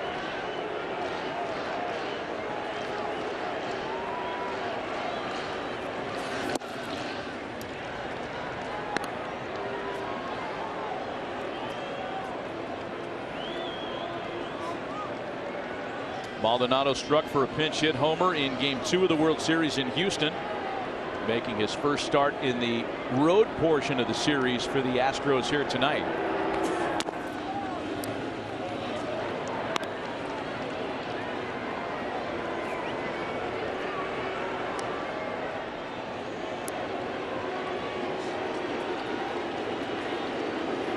You hear those what sound like boos in the crowd. Those are not boos. Sean Doolittle is a fan favorite here. They're chanting "do." It sounds a little ominous. He just finished his 3rd regular season here with the Nationals as he came over in a trade from Oakland as they were trying to shore up their bullpen. He came along with Ryan Madsen July of 2017. Well, he's Jesus Luzardo and a couple of other pitchers, and Luzardo has turned into a pretty promising pitcher for Oakland. Sure has. Blake Trinan also went from Washington to Oakland in that trade.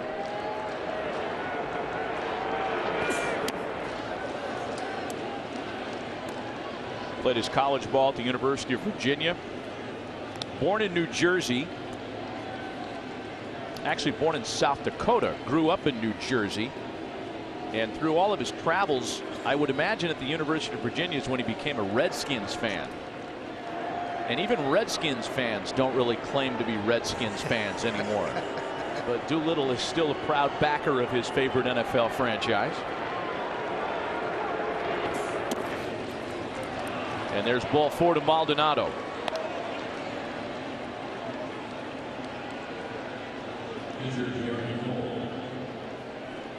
Two-out walk.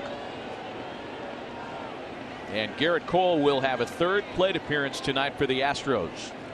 That tells you all you need to know about what else is required of him. Yeah, and we had mentioned that in his previous 4 starts in the postseason, he's gone at least 7 innings, and he's on the verge of doing that once again tonight. We're not going to try to predict the future here, but there is that possibility that tonight's performance could be Garrett Cole's final as an Astro. He's about to enter the free agent market at the end of the World Series this year.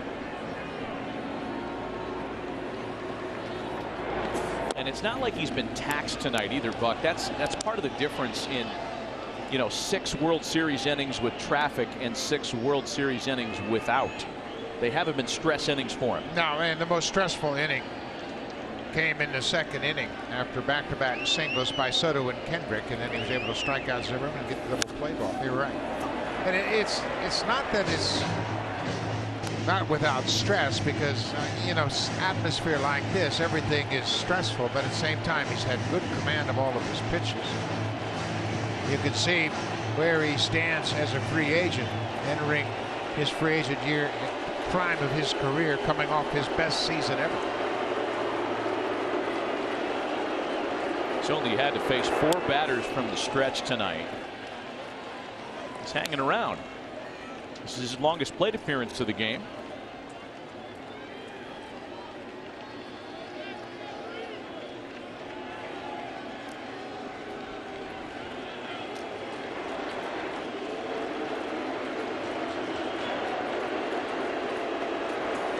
And the 1-2 pitch gets him swinging. A scoreless 7th authored by Sean Doolittle. Nationals are running out of chances tonight. However, we hit the 7th inning stretch. Washington has the meat of their order in the last of the inning. Rendon, Soto, and Kendrick 4.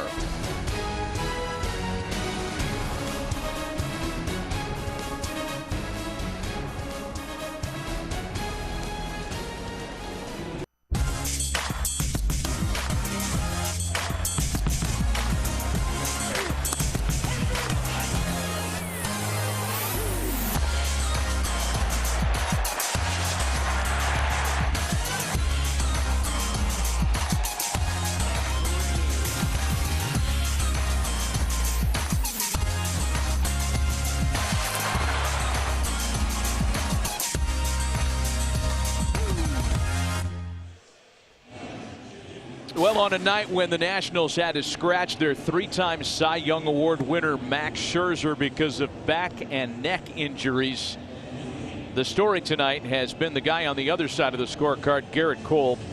Brilliant through 6 shutout innings of work and a pair of well-timed 2-run homers.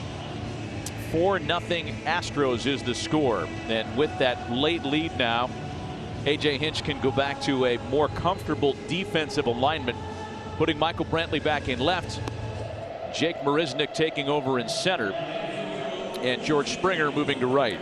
Marisnick came on to pinch run for Jordan Alvarez, who had started in left field. So now this is their best outfield defense with Marisnick in center, Brantley back in left, and Springer in right.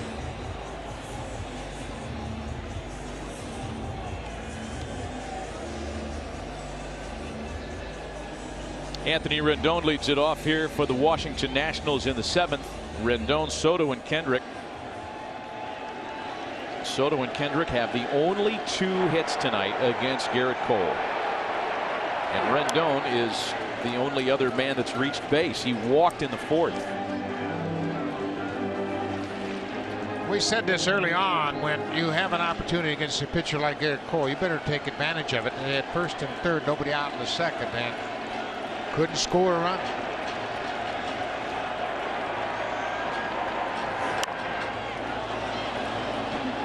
High fly ball into foul territory. Just out of play.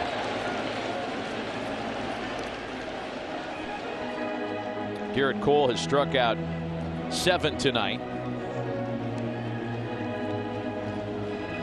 I mean, he flirts with double digits every time he takes the ball.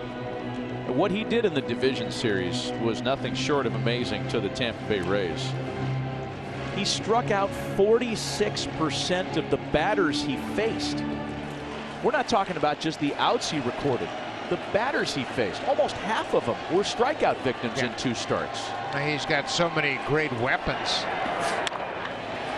Rendon with a drive out to left, and that's going to hang up for Brantley. Off the bat, it looked like that had more of a chance. 1 gone. Well, one thing that makes Garrett Cole very difficult is the way he releases his pitches, and they come out of the same spot. Take a look at his arm angle on the fastball and then the arm angle on the curveball. Same spot. So a hitter is looking for that release point, and it's very difficult to determine one pitch from the other coming out of his hand. And then the spin obviously takes the breaking ball down into the zone. The fastball carries right through the strike zone. And he's got a terrific delivery with a great repeatable delivery that he can throw all of his pitches from that same release point. That's really challenging for hitters. First pitch slider at 91. I mean, he just throws so many strikes. 28 balls he's thrown, 88 pitches in total. He has been pounding that strike zone all night long.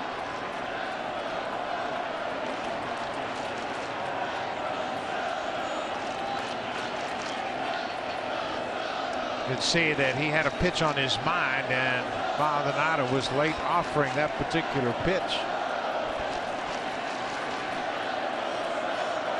There's the strike to ball distribution that Buck was referencing. Soto singled on a changeup and then lined out to center on a curveball in his 2nd plate appearance tonight. 1-1. Garrett Cole has 7 strikeouts. He believes he should have about 10. He's made pitches earlier in this game that were called balls on 2 strike pitches.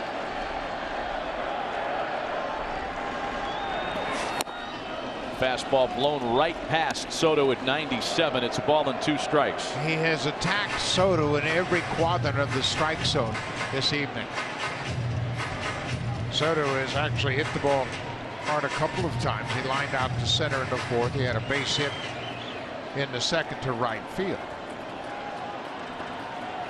Just 2 hits for the Nationals. 2 balls and 2 strikes.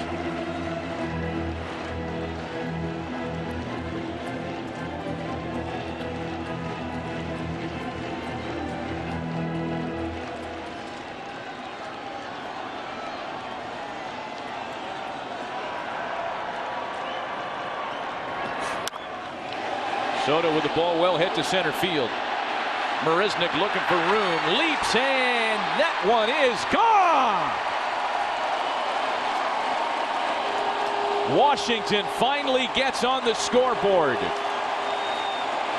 Juan Soto's 2nd homer this World Series against Garrett Cole.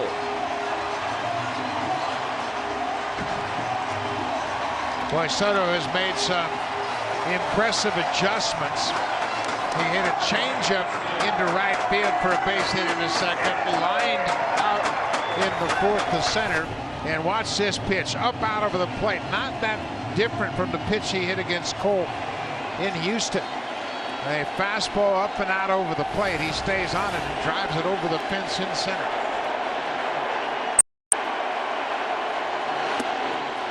And there's some energy back among this sellout crowd in D.C. on a ball that Jake Marisnick just missed. Boy, he timed it perfectly, didn't he?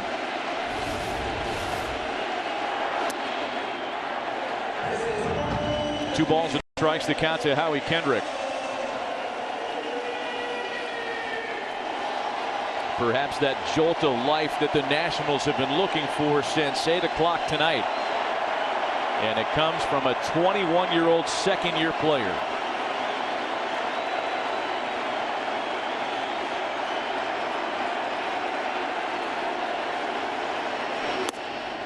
Breaking ball's in for a strike. Take a look at the pitch, a four-seam fastball that runs away. And Soto got on it.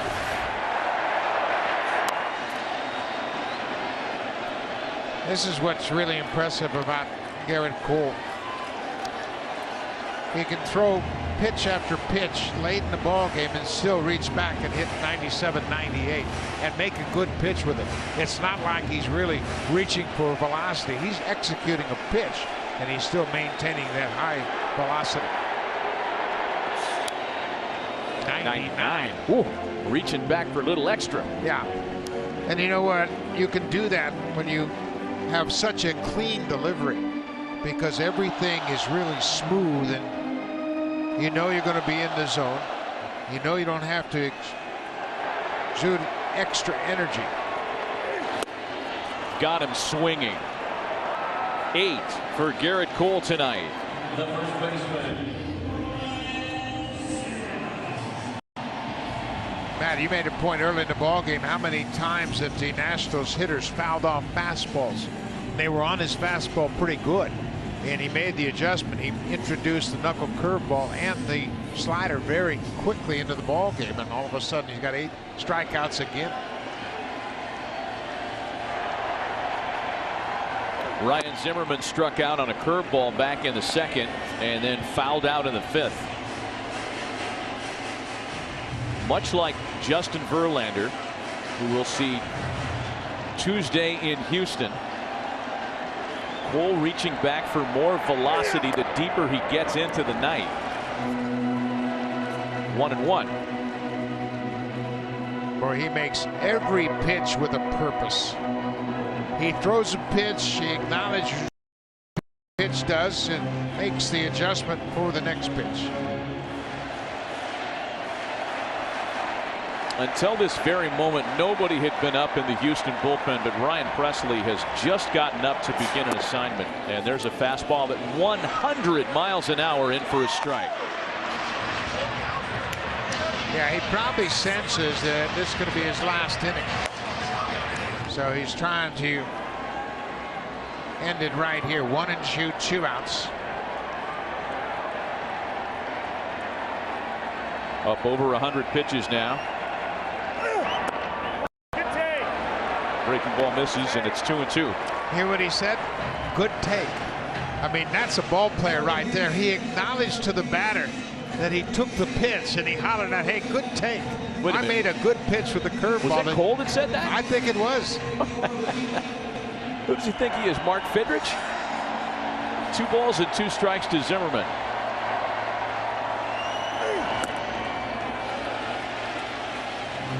Let's take you back to the previous pitch.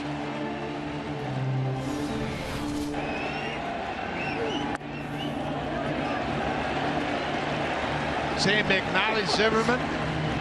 I mean, that's a ball player, man. That is so cool. He made a good pitch, and he respects the hitter for being able to lay off of it. Full count to Zimmerman, 3-2. Zimmerman took Cole deep Tuesday night in Houston.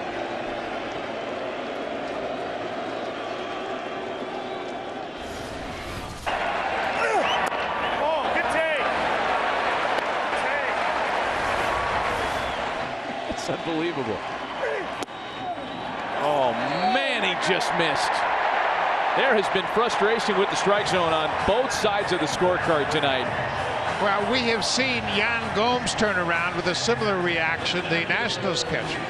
And now AJ is going to come out, and I don't think he's made up his mind yet. I think he's going to go out and talk to the pitcher right here. Yeah. He has so much respect for Kevin Cole. He's going to check with him. This looks like strike 3.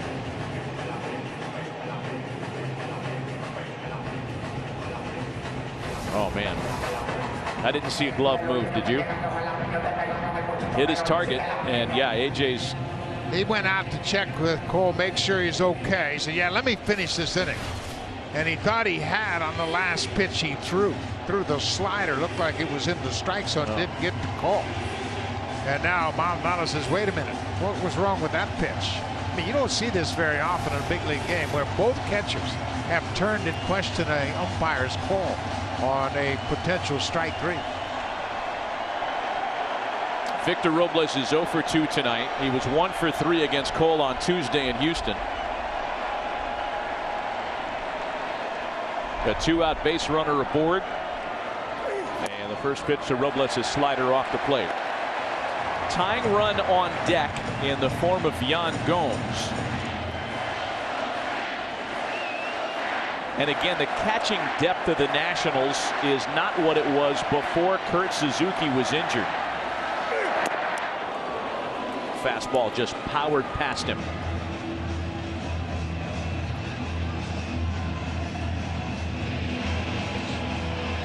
Suzuki injured his hip flexor in game 3, had to come out of that game. He left after the top of the 6th. 1-1.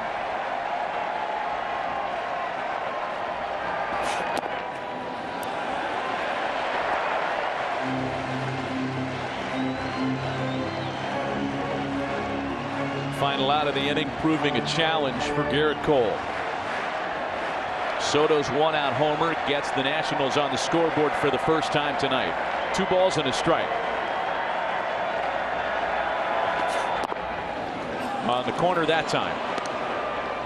Well, he stuck by his convictions. He keeps going out there. 108 pitches and literally hasn't lost a thing off his pitches. Dustin Verlander will get the ball in game 6, matched up against Steven Strasburg.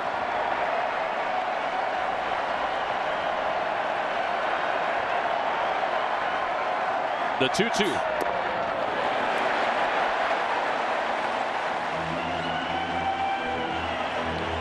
Biggest pitch of the night so far on its way. 3 balls and 2 strikes. Tying run standing in the on-deck circle. A run in with 2 away.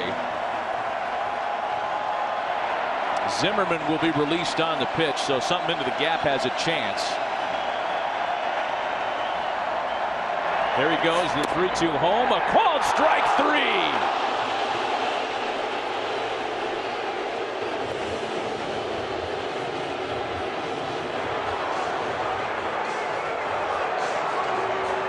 It's the Nationals expressing displeasure with the strike zone this at-bat. Boy, are they ever. Kevin Long, Dave Martinez from the dugout.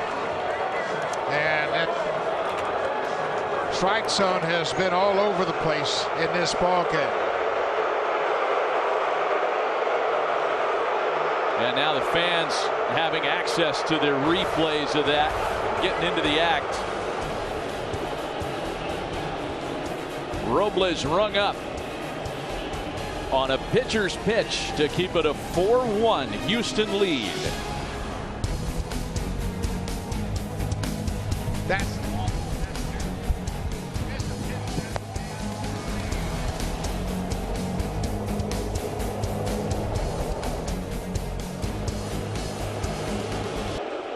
all right, to the top of the 8th inning, and some changes defensively for Washington as Drupal Cabrera enters and takes over at second base. Howie Kendrick moves over to first. Cabrera will bat in Ryan Zimmerman's spot, or the pitcher becomes Ryan Zimmerman's spot rather. And the new pitcher himself is the right-hander Daniel Hudson. Dave Martinez used Sean Doolittle in the 7th, and now he's called upon Daniel Hudson here in the 8th. It's a 3-run game. Top of the order here against Hudson for the Astros. Springer, Altuve, and Brantley. Some real frustration in the ballpark over the strike zone of Lance Barksdale. And you saw the reaction that called strike 3 got on the Nationals bench.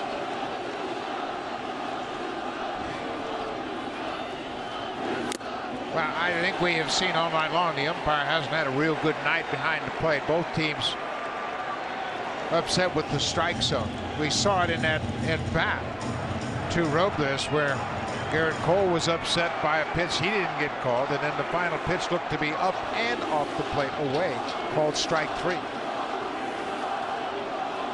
0-2 to George Springer. Into the right center field gap, and it's off the base of the wall.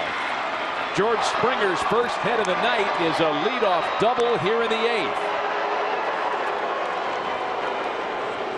We'll go back to the last half inning and look at the at-bat to Victor Robles, a man at first, a run in, and Garrett Cole throws a breaking ball away for ball 1. Goes after that fastball, swings and misses, then the ball off the plate, another fastball. That's the pitch that's right on the corner. But here's the pitch that Cole throws down and away. That pitch is off the plate, called strike 3. It looked like it was 4 inches off the plate. Robles was upset. Cole gets the strikeout, but he had made pitches earlier in the game that he thought were strikes, called balls.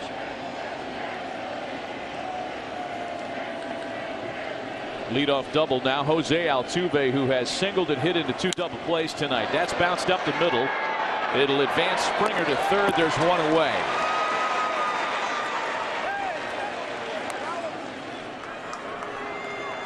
Boy, if you're Dave Martinez and you're under doctor's orders to try to take it easy, which Dave is because of a heart scare he had after the All-Star break. I mean, Dave's not even allowed to have caffeine. Yeah, and it's a difficult ball game to try to control your emotions. Oh, man. They have given the intentional pass to Michael Brantley for a second time to bring Bregman to the plate in this series. They had an intentional walk Bregman in the 6th inning of game 3, and he hit into a fielder's choice. But they really had no option now, trying to set up a potential double play to get them out of this inning. Well, Brantley with the intentional pass, he has gone 0 for 3 with the walk so far. On Alex Bregman's mind right now is the fly ball that'll get run in and wipe that Soto home run effectively off the board, reclaiming the 4-run lead. Bregman did not double himself up often during the regular season, grounded in only 9. And on the first pitch, a fly ball. Likely not deep enough. Eaton is there for it to make the catch, and everybody's got to hold on.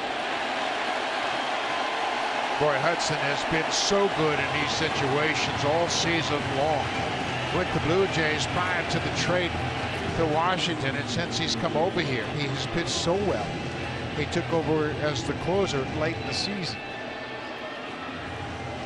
Interesting season for Hudson. He began the year in spring training with the Angels. The Angels released him. The Blue Jays signed him. He pitched very well and ends up here in the World Series with the Nationals. Yuli Gurriel singled and scored in front of Alvarez's 2nd inning homer. 104 RBIs during the regular season, one of their best run producers.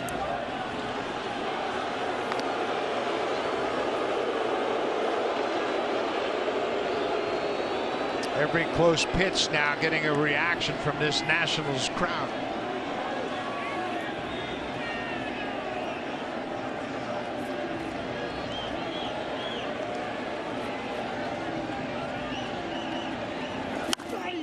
And Gurriel pops it up.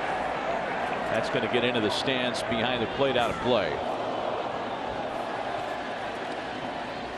During the regular season, Yuli Gurriel was a .282 hitter with runners in scoring position and 2 out.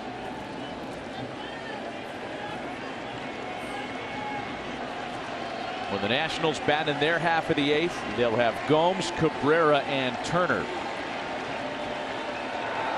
6 outs left to try to come back tonight.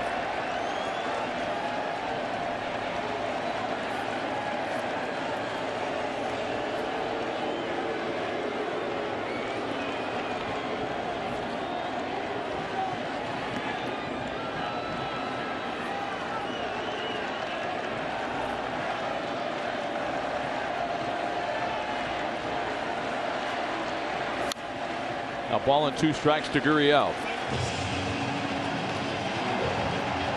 The Nationals have been held to 1 run or less in each of their last 2 World Series games, and that's something that happened only 1 time during the regular season.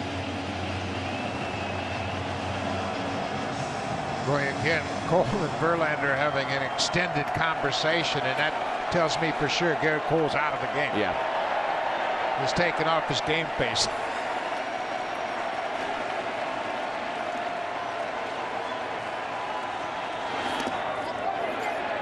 On the appeal, no swing, and it's 2-2 to Gurriel.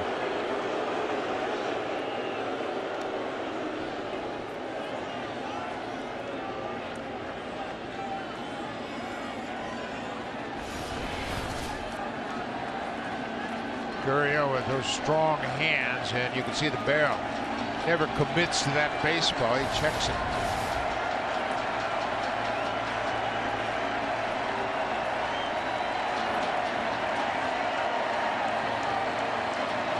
Two balls and 2 strikes. 2 on with 2 away in the 8th. Gurriel with a base hit back up the middle past a diving Turner. Springer scores. Yuli Gurriel comes through again. 5-1 Houston. For Gurriel, his 12th RBI of the postseason. He's such a tough out in those situations. You mentioned the average during the regular season, batting with runners in scoring position and 2 outs. A big RBI single for Gurriel here in the 8th. And a tough pitch, a fastball down around the knees. It gets through the infield into center. His best offensive season this year. He drove in 104 during the regular season, and now he's got 12 ribbies in the postseason. First plate appearance now for Jake Marisnick, who entered as a pinch runner in the 7th. Ryan Presley's all hot and ready to go in the bullpen for the Astros.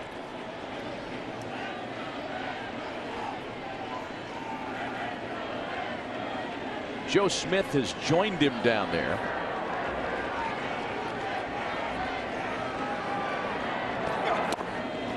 Fastball at 96 puts Hudson in front 0-2.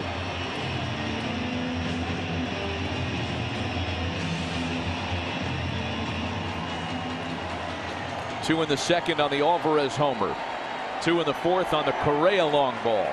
And then a big 2-out RBI single here by Yuli Gurriel.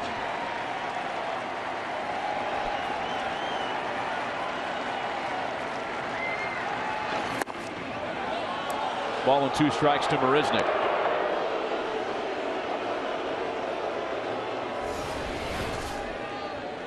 Another close pitch, that slider down and away. Hudson reacted as if he thought it was a strike.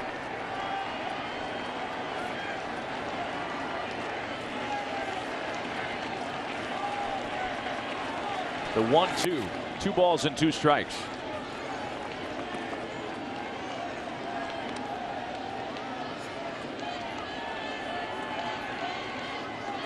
Marisnick got the start in center field last night and had a couple of base hits. He was a member of the 2017 World Series team, but didn't make a start that year.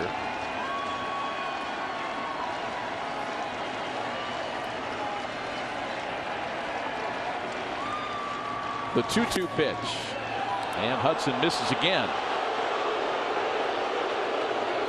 Well, now the fans are just, I mean, they're primed for this. That pitch misses the strike zone, but anything close and the home plate umpire is going to hear about it. Yeah, that's not even close there, but the fans have reacted to earlier calls.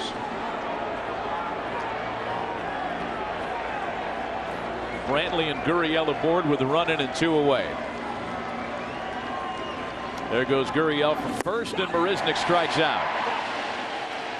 Nothing further in the Houston 8th. They do tack on a 5th run, however, on the big 2-out RBI single by Yuli Gurriel. 6 outs left for the Nationals, now trailing once again by 4 in game 2 when they scored 10 runs in the final 3 innings of that game in Houston. They just haven't done anything. 3 runs in their next 25 innings of World Series play. That's kind of what we expected in games 1 and 2 against Verlander and Cole, but they were able to put up some runs in those 2 games. Now Joe Smith comes on for his 9th appearance of the postseason, and he has been money. 7 1/3, just 3 hits. And he's been very efficient. He's pounding the strike zone, not throwing many pitches in each of his outings. Gomes, Cabrera, and Turner here for the Nationals. Joe Smith struck out a pair in a scoreless 8th inning on Friday night.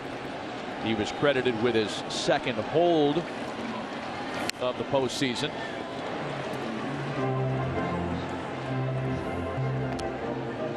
Joe had never pitched in a World Series before this year, despite almost 800 regular season outings. He has averaged 12 1/3 pitches per inning. He's just really efficient. We mentioned this is his 9th appearance of the postseason.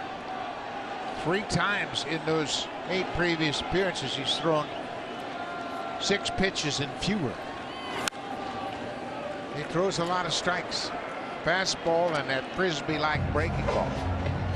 And something that he has really discovered is, naturally you think a sidearmer is going to throw that slider down and away to right-handed hitters.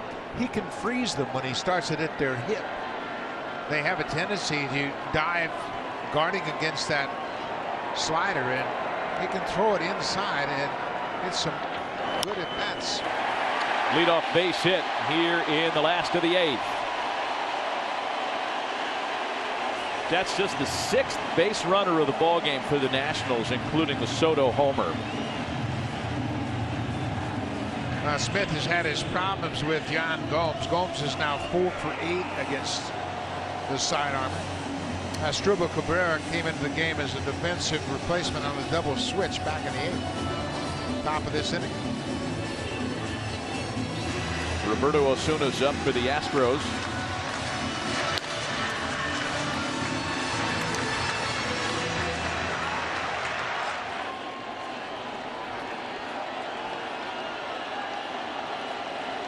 Nationals fans thinking optimistically about getting Rendon and Soto to the plate with runners on.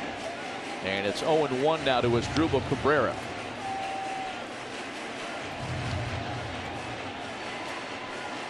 Smith doesn't give up many home runs, but the only 2 home runs he's surrendered this season have come off the bats of left-handed hitters.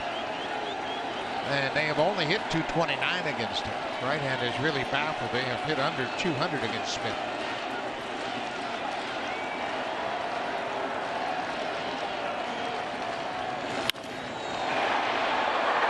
Foul ball up the line.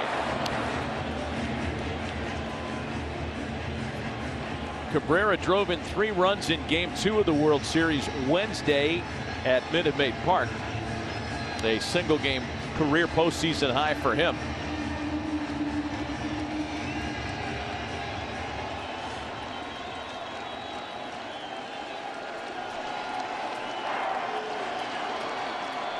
Gomes with the leadoff single aboard. On the appeal, he went around. You bet. Strikeout for Smith, and there's 1 away. Yeah, that's what we talk about with Smith, throwing so many strikes, and you always have to think that it's going to be pitch in the zone. Cabrera trying to check his swing, but he goes too far.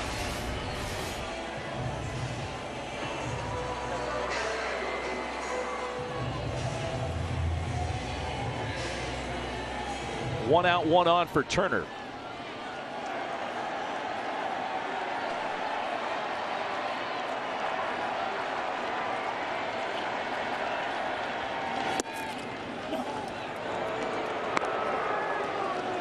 Turner's 0 for 5 yesterday. Ended his 25 consecutive games reaching base streak. Hitless again tonight. And those sliders proving a lot for him. And again, Smith quickly ahead 0-2.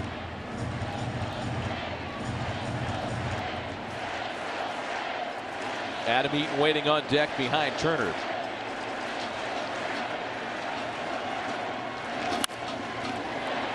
Into right field where Springer had him played perfectly.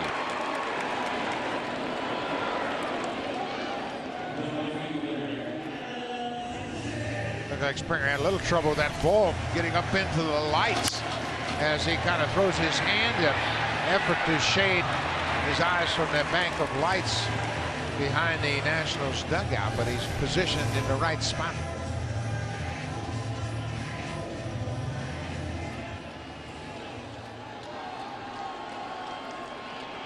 Two gone for Adam Eaton now.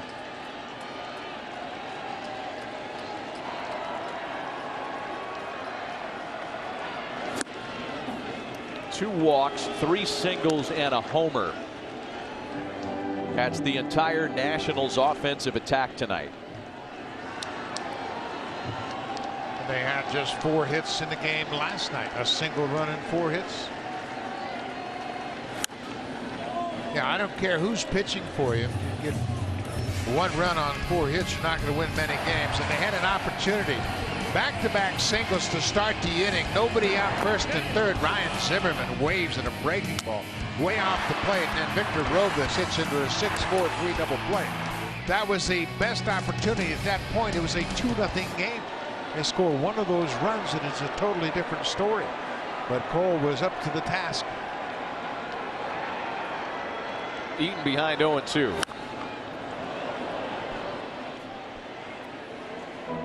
When you're a sign-on pitcher like Joe Smith, it is so advantageous for you to throw a lot of strikes because hitters are trying to adjust to a different release point.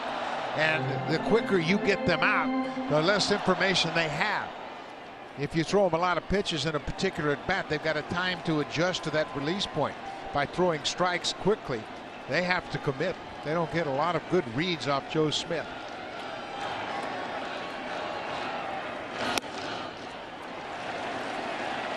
Rendon would be next with 2 away should Eaton keep the inning alive. Gomes opened with a single. Cabrera struck out. Turner lined to right.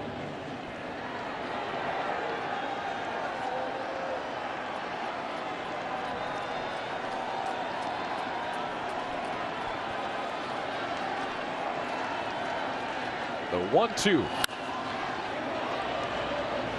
Garrett Cole did such a good job on Adam Eaton tonight, and Eaton was one of his problems on Tuesday in Houston. Had a couple of hits against him, but Cole kept him 0 for 3 with a pair of strikeouts tonight. He threw him so many different pitches for strikes and really made it tough for Adam Eaton. He threw him fastballs, knuckle curveballs. He threw more knuckle curveballs to Eaton than any other hitter in this lineup. The next 1-2, and Eaton pops it up. Gurriel to retire the side. We're going to the 9th. The Nationals strand a base runner. To the top of the 9th inning in Game 5. Houston on top, 5-1.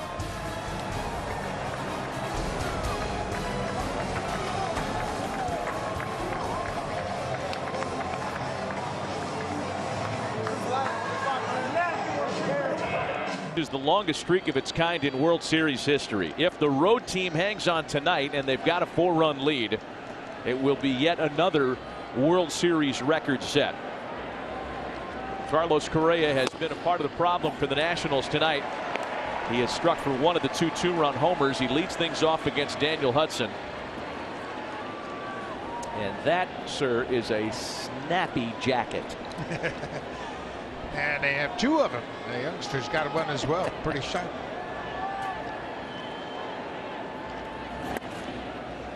A ball and a strike to count to Correa. Correa, Maldonado, and then the pitcher spot for Houston. The Astros certainly wouldn't say no to some more insurance here. They have kept the Nationals in check all night long. Just 4 hits for Washington. 1-2. Washington scored 3 runs in 26 innings in this 3-game series in Washington. They just haven't been able to break through at all. And tonight they haven't had any opportunities. 0 for 2 with runners in scoring position. That's been it.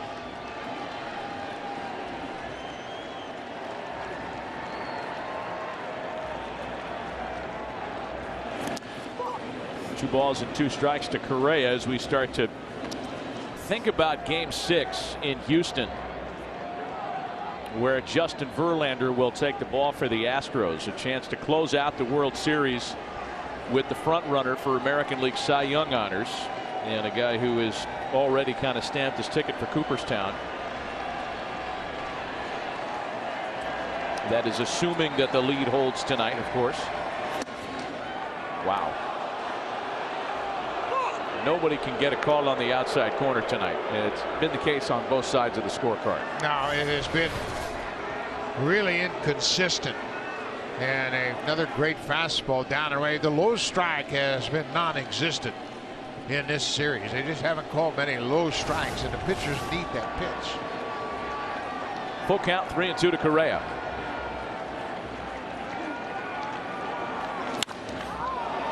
A high drive to center field. That ball's well hit. Robles back, feeling for the wall to make the catch. Boy, Carlos Correa just missed his second homer of the game. Well, I tell you, I've been impressed with Victor Robles in center field. He saw that ball off the bat and didn't hesitate. He turned, put his head down, and ran to the warning track where he thought the ball was going to come down. Watch the center fielder. He is shaded to right center. He turns and puts his head down and just runs to the spot and waits for the ball to come down. Terrific instincts for a young center fielder. He does a great job out there. Martin Maldonado is 0 for 2 with a walk tonight. Joe Ross went the first 5 for the Nationals, and to reset what was the big story pregame, this was supposed to be 3-time Cy Young Award winner Max Scherzer on the mound in Game 5. He was experiencing neck and back discomfort the last couple days. The Nationals were hopeful he'd be able to make a start, though in the back of their mind they knew the possibility existed that they would have to pivot to someone else. And when Scherzer woke up today and needed help getting out of bed, it became clear that he was not available this evening. So Joe Ross started in his place and gave up the 4 runs in 5 innings. You saw Roberto Osuna loosening up for the 9th inning, but it doesn't really make any difference who's pitching when you're only going to score 1 run. That's a good point. A ball and a strike to Maldonado. Knowing the kind of competitor Max Scherzer is, there's just no chance anything other than significant pain was going to keep him out of this game tonight. There's a base hit for Maldonado. Scherzer spent the entire morning with physicians. He did arrive at the ballpark in time to have a press conference and address the media as to his physical status. He and the Nationals remain hopeful that with cortisone and some therapy, he'll be able to pitch in Game 6 or 7. 7 being the more reasonable option, I would think. Well, and you mentioned the fact Verlander scored to pitch Game 6 for the Astros, and Steven Strasburg is going to pitch for the Nationals, and I don't think it's a done deal just yet. Strasburg was terrific in his start in Game 2, and through a side session yesterday, got his work in, primed and ready on regular rest. So I don't think this thing is a done deal so far. Strasburg really threw the ball well in Game 2. First offering to the pinch hitter Kyle Tucker is taken for a ball.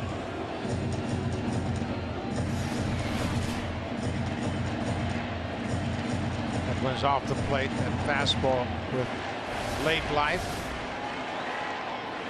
Well, Verlander will get his second start in this World Series.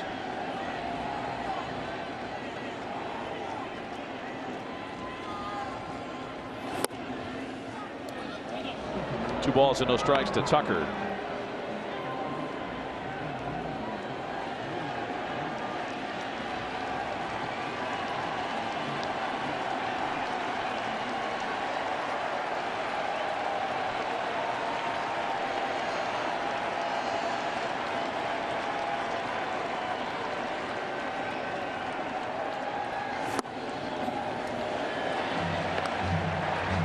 Fans around here waited a long time for a World Series game in D.C. 1933, the last time the Fall Classic was in this city.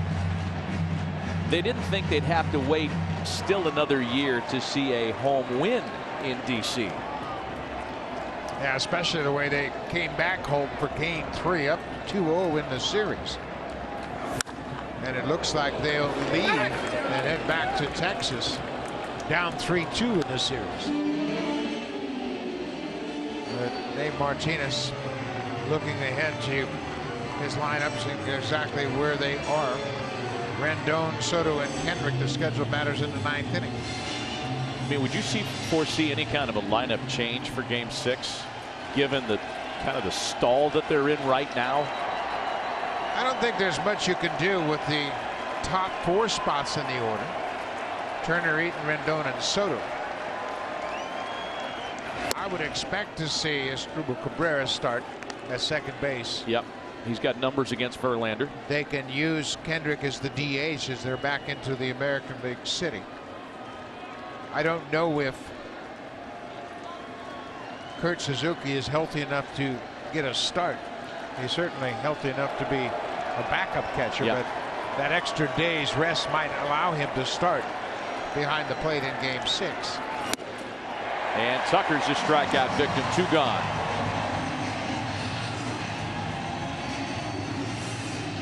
But Strasburg has had such a great season.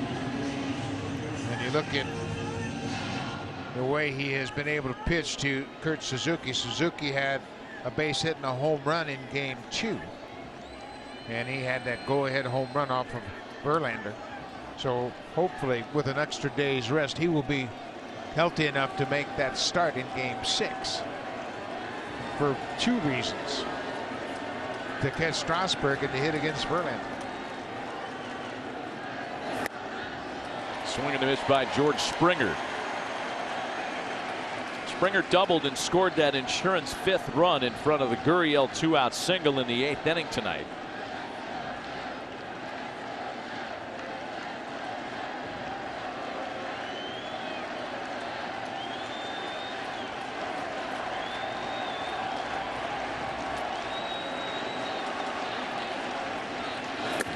Continuing on the conversation we had last night, we're no closer, even though now we're 5 games into the World Series. Generally, by this sense, you have, or by this time, you have some sense of an MVP candidate or candidates. It's wide open right now still. Yeah, it sure is. Michael Brantley's had a lot of hits, but he's been shut out tonight. 0 for 3 with a walk. Alex Bregman's had some big home run swings. Yordan Alvarez, the big swing of the night, 2-run homer in the 2nd inning. Carlos Correa. Yeah, there's a lot of candidates right now. And of course, Juan Soto on the other side. He's had 2 hits and lined out in his 3rd plate appearance tonight. He's got 4 home runs in the postseason, 2 in the World Series. So yeah, there are several candidates, but no clear-cut leader right now. Yeah. I think if the Astros end up winning the World Series in 6, whoever from the group of Altuve, Brantley, and Bregman has the big Game 6 is probably the front runner for the award. But again, we're a long ways away from that. That's just down the road speculation.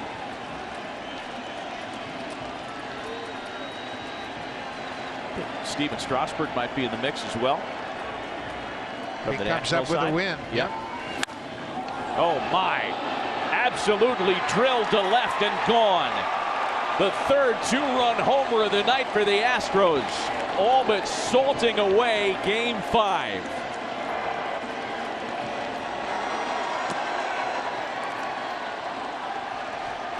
George Springer paraded around the Astros clubhouse in Michael Brantley's jersey prior to this game, and he has 2 hits. Hits a 2-run home run, been on base 4 times, and you can bet he'll have Brantley's jersey on before Game 6 as well.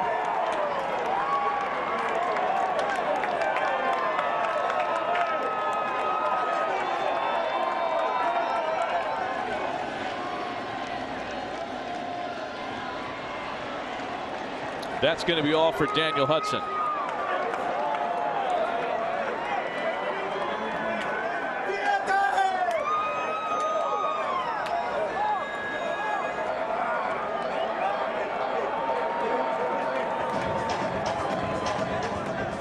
Feeling in the Astros dugout for sure. All Houston in D.C. again tonight.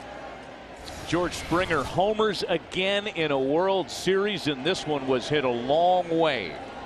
Fastball out over the plate, and he squared it up. He didn't miss it. That's his 4th home run in the postseason. He's had a couple of great at-bats late in this ballgame. Wander Suero's been up and down a couple of times in the Nationals bullpen. Finally gets into the game, albeit under circumstances other than what he would have preferred. It's a 6-run deficit. Jose Altuve bats. Suero making his 4th appearance of the postseason.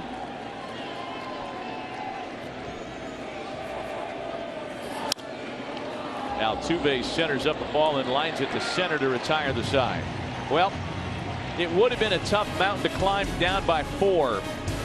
The 2-run homer by George Springer makes it a 6-run lead for the Astros. It'll be Rendon, Soto, and Kendrick hoping for one last gasp. Down by 6.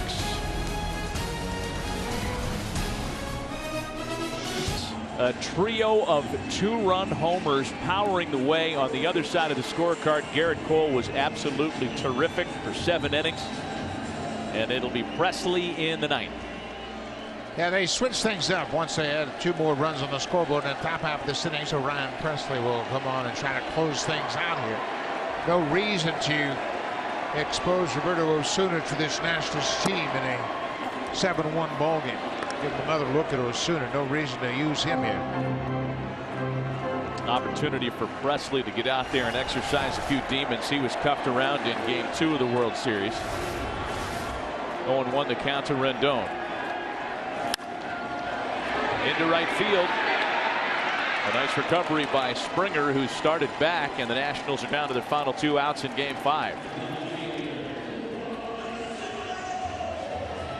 And it begs the question, could this have been Anthony Rendon's final home appearance as a National? He's a free agent after this season. It's the last game of the year for the Nationals in this ballpark. More than likely, he has had his final at bat here. Here's Juan Soto now. His 7th inning solo homer, the only run of the night for the Nationals. Soto has 2 of Washington's 4 hits.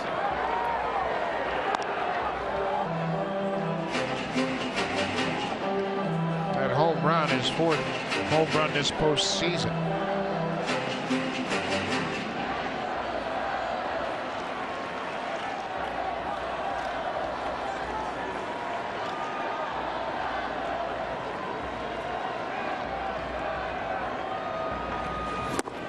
Big, heavy breaking ball swung over the top of, and it's 0-2.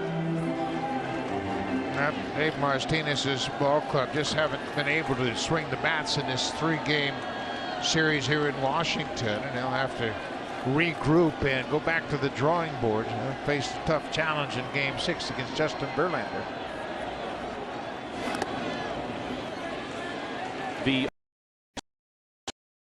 With runners in scoring position in the 3 games here in D.C., 1 for 21.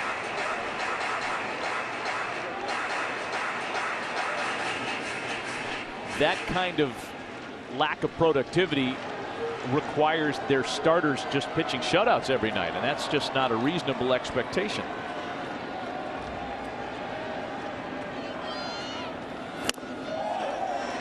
One-two pitch to Soto, and he swung the bat on the appeal. There are 2 gone. The Astros 1 out away from being a win away from a World Series title.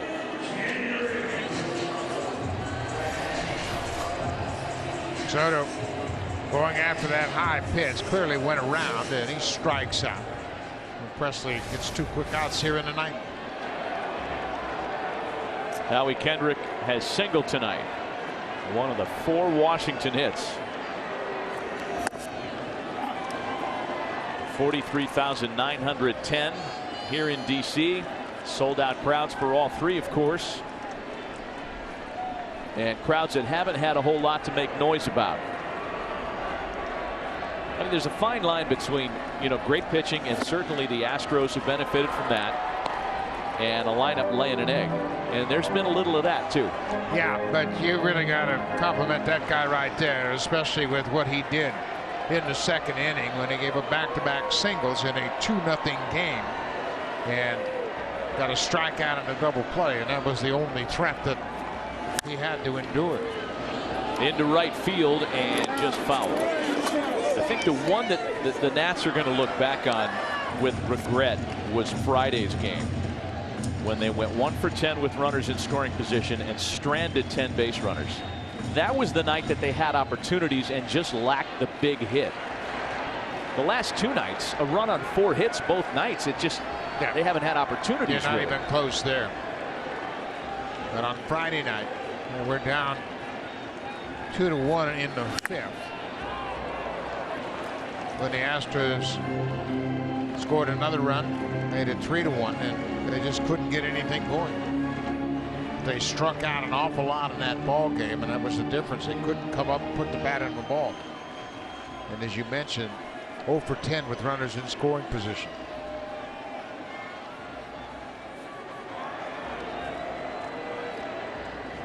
Oh, 0-2 the count to Howie Kendrick. Yeah, you talked about possible lineup change once this Astros team goes back to the American League ballpark. The DH, they'll probably have Kendrick in that role. Justin Verlander will be on the mound for his second start. Verlander gave up 4 runs on 7 hits in 6 innings plus 2 batters in game 2.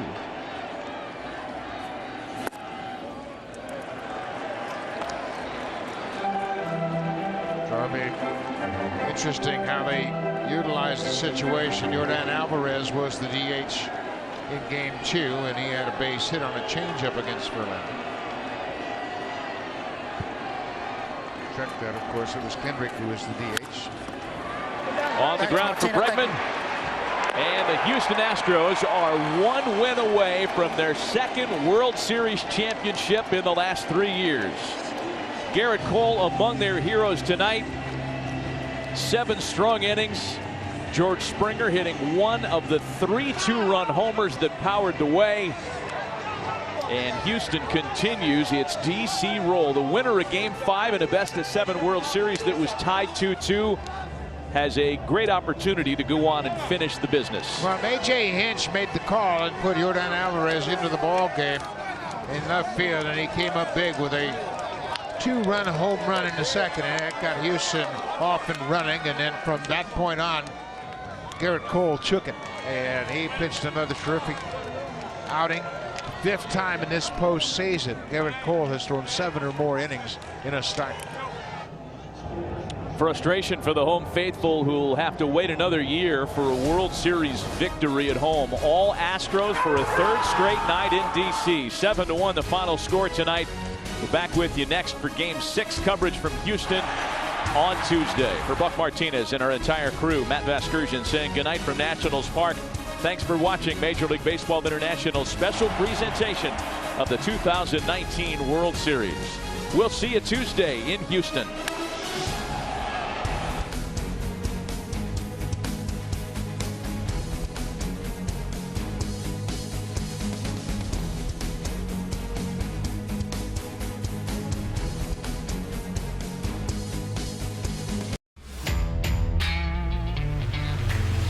Баскетбол, хоккей, бейсбол, автогонки. Смотрите канал Viasat Sport в отличном качестве на любом устройстве в онлайн-кинотеатре VIP Play.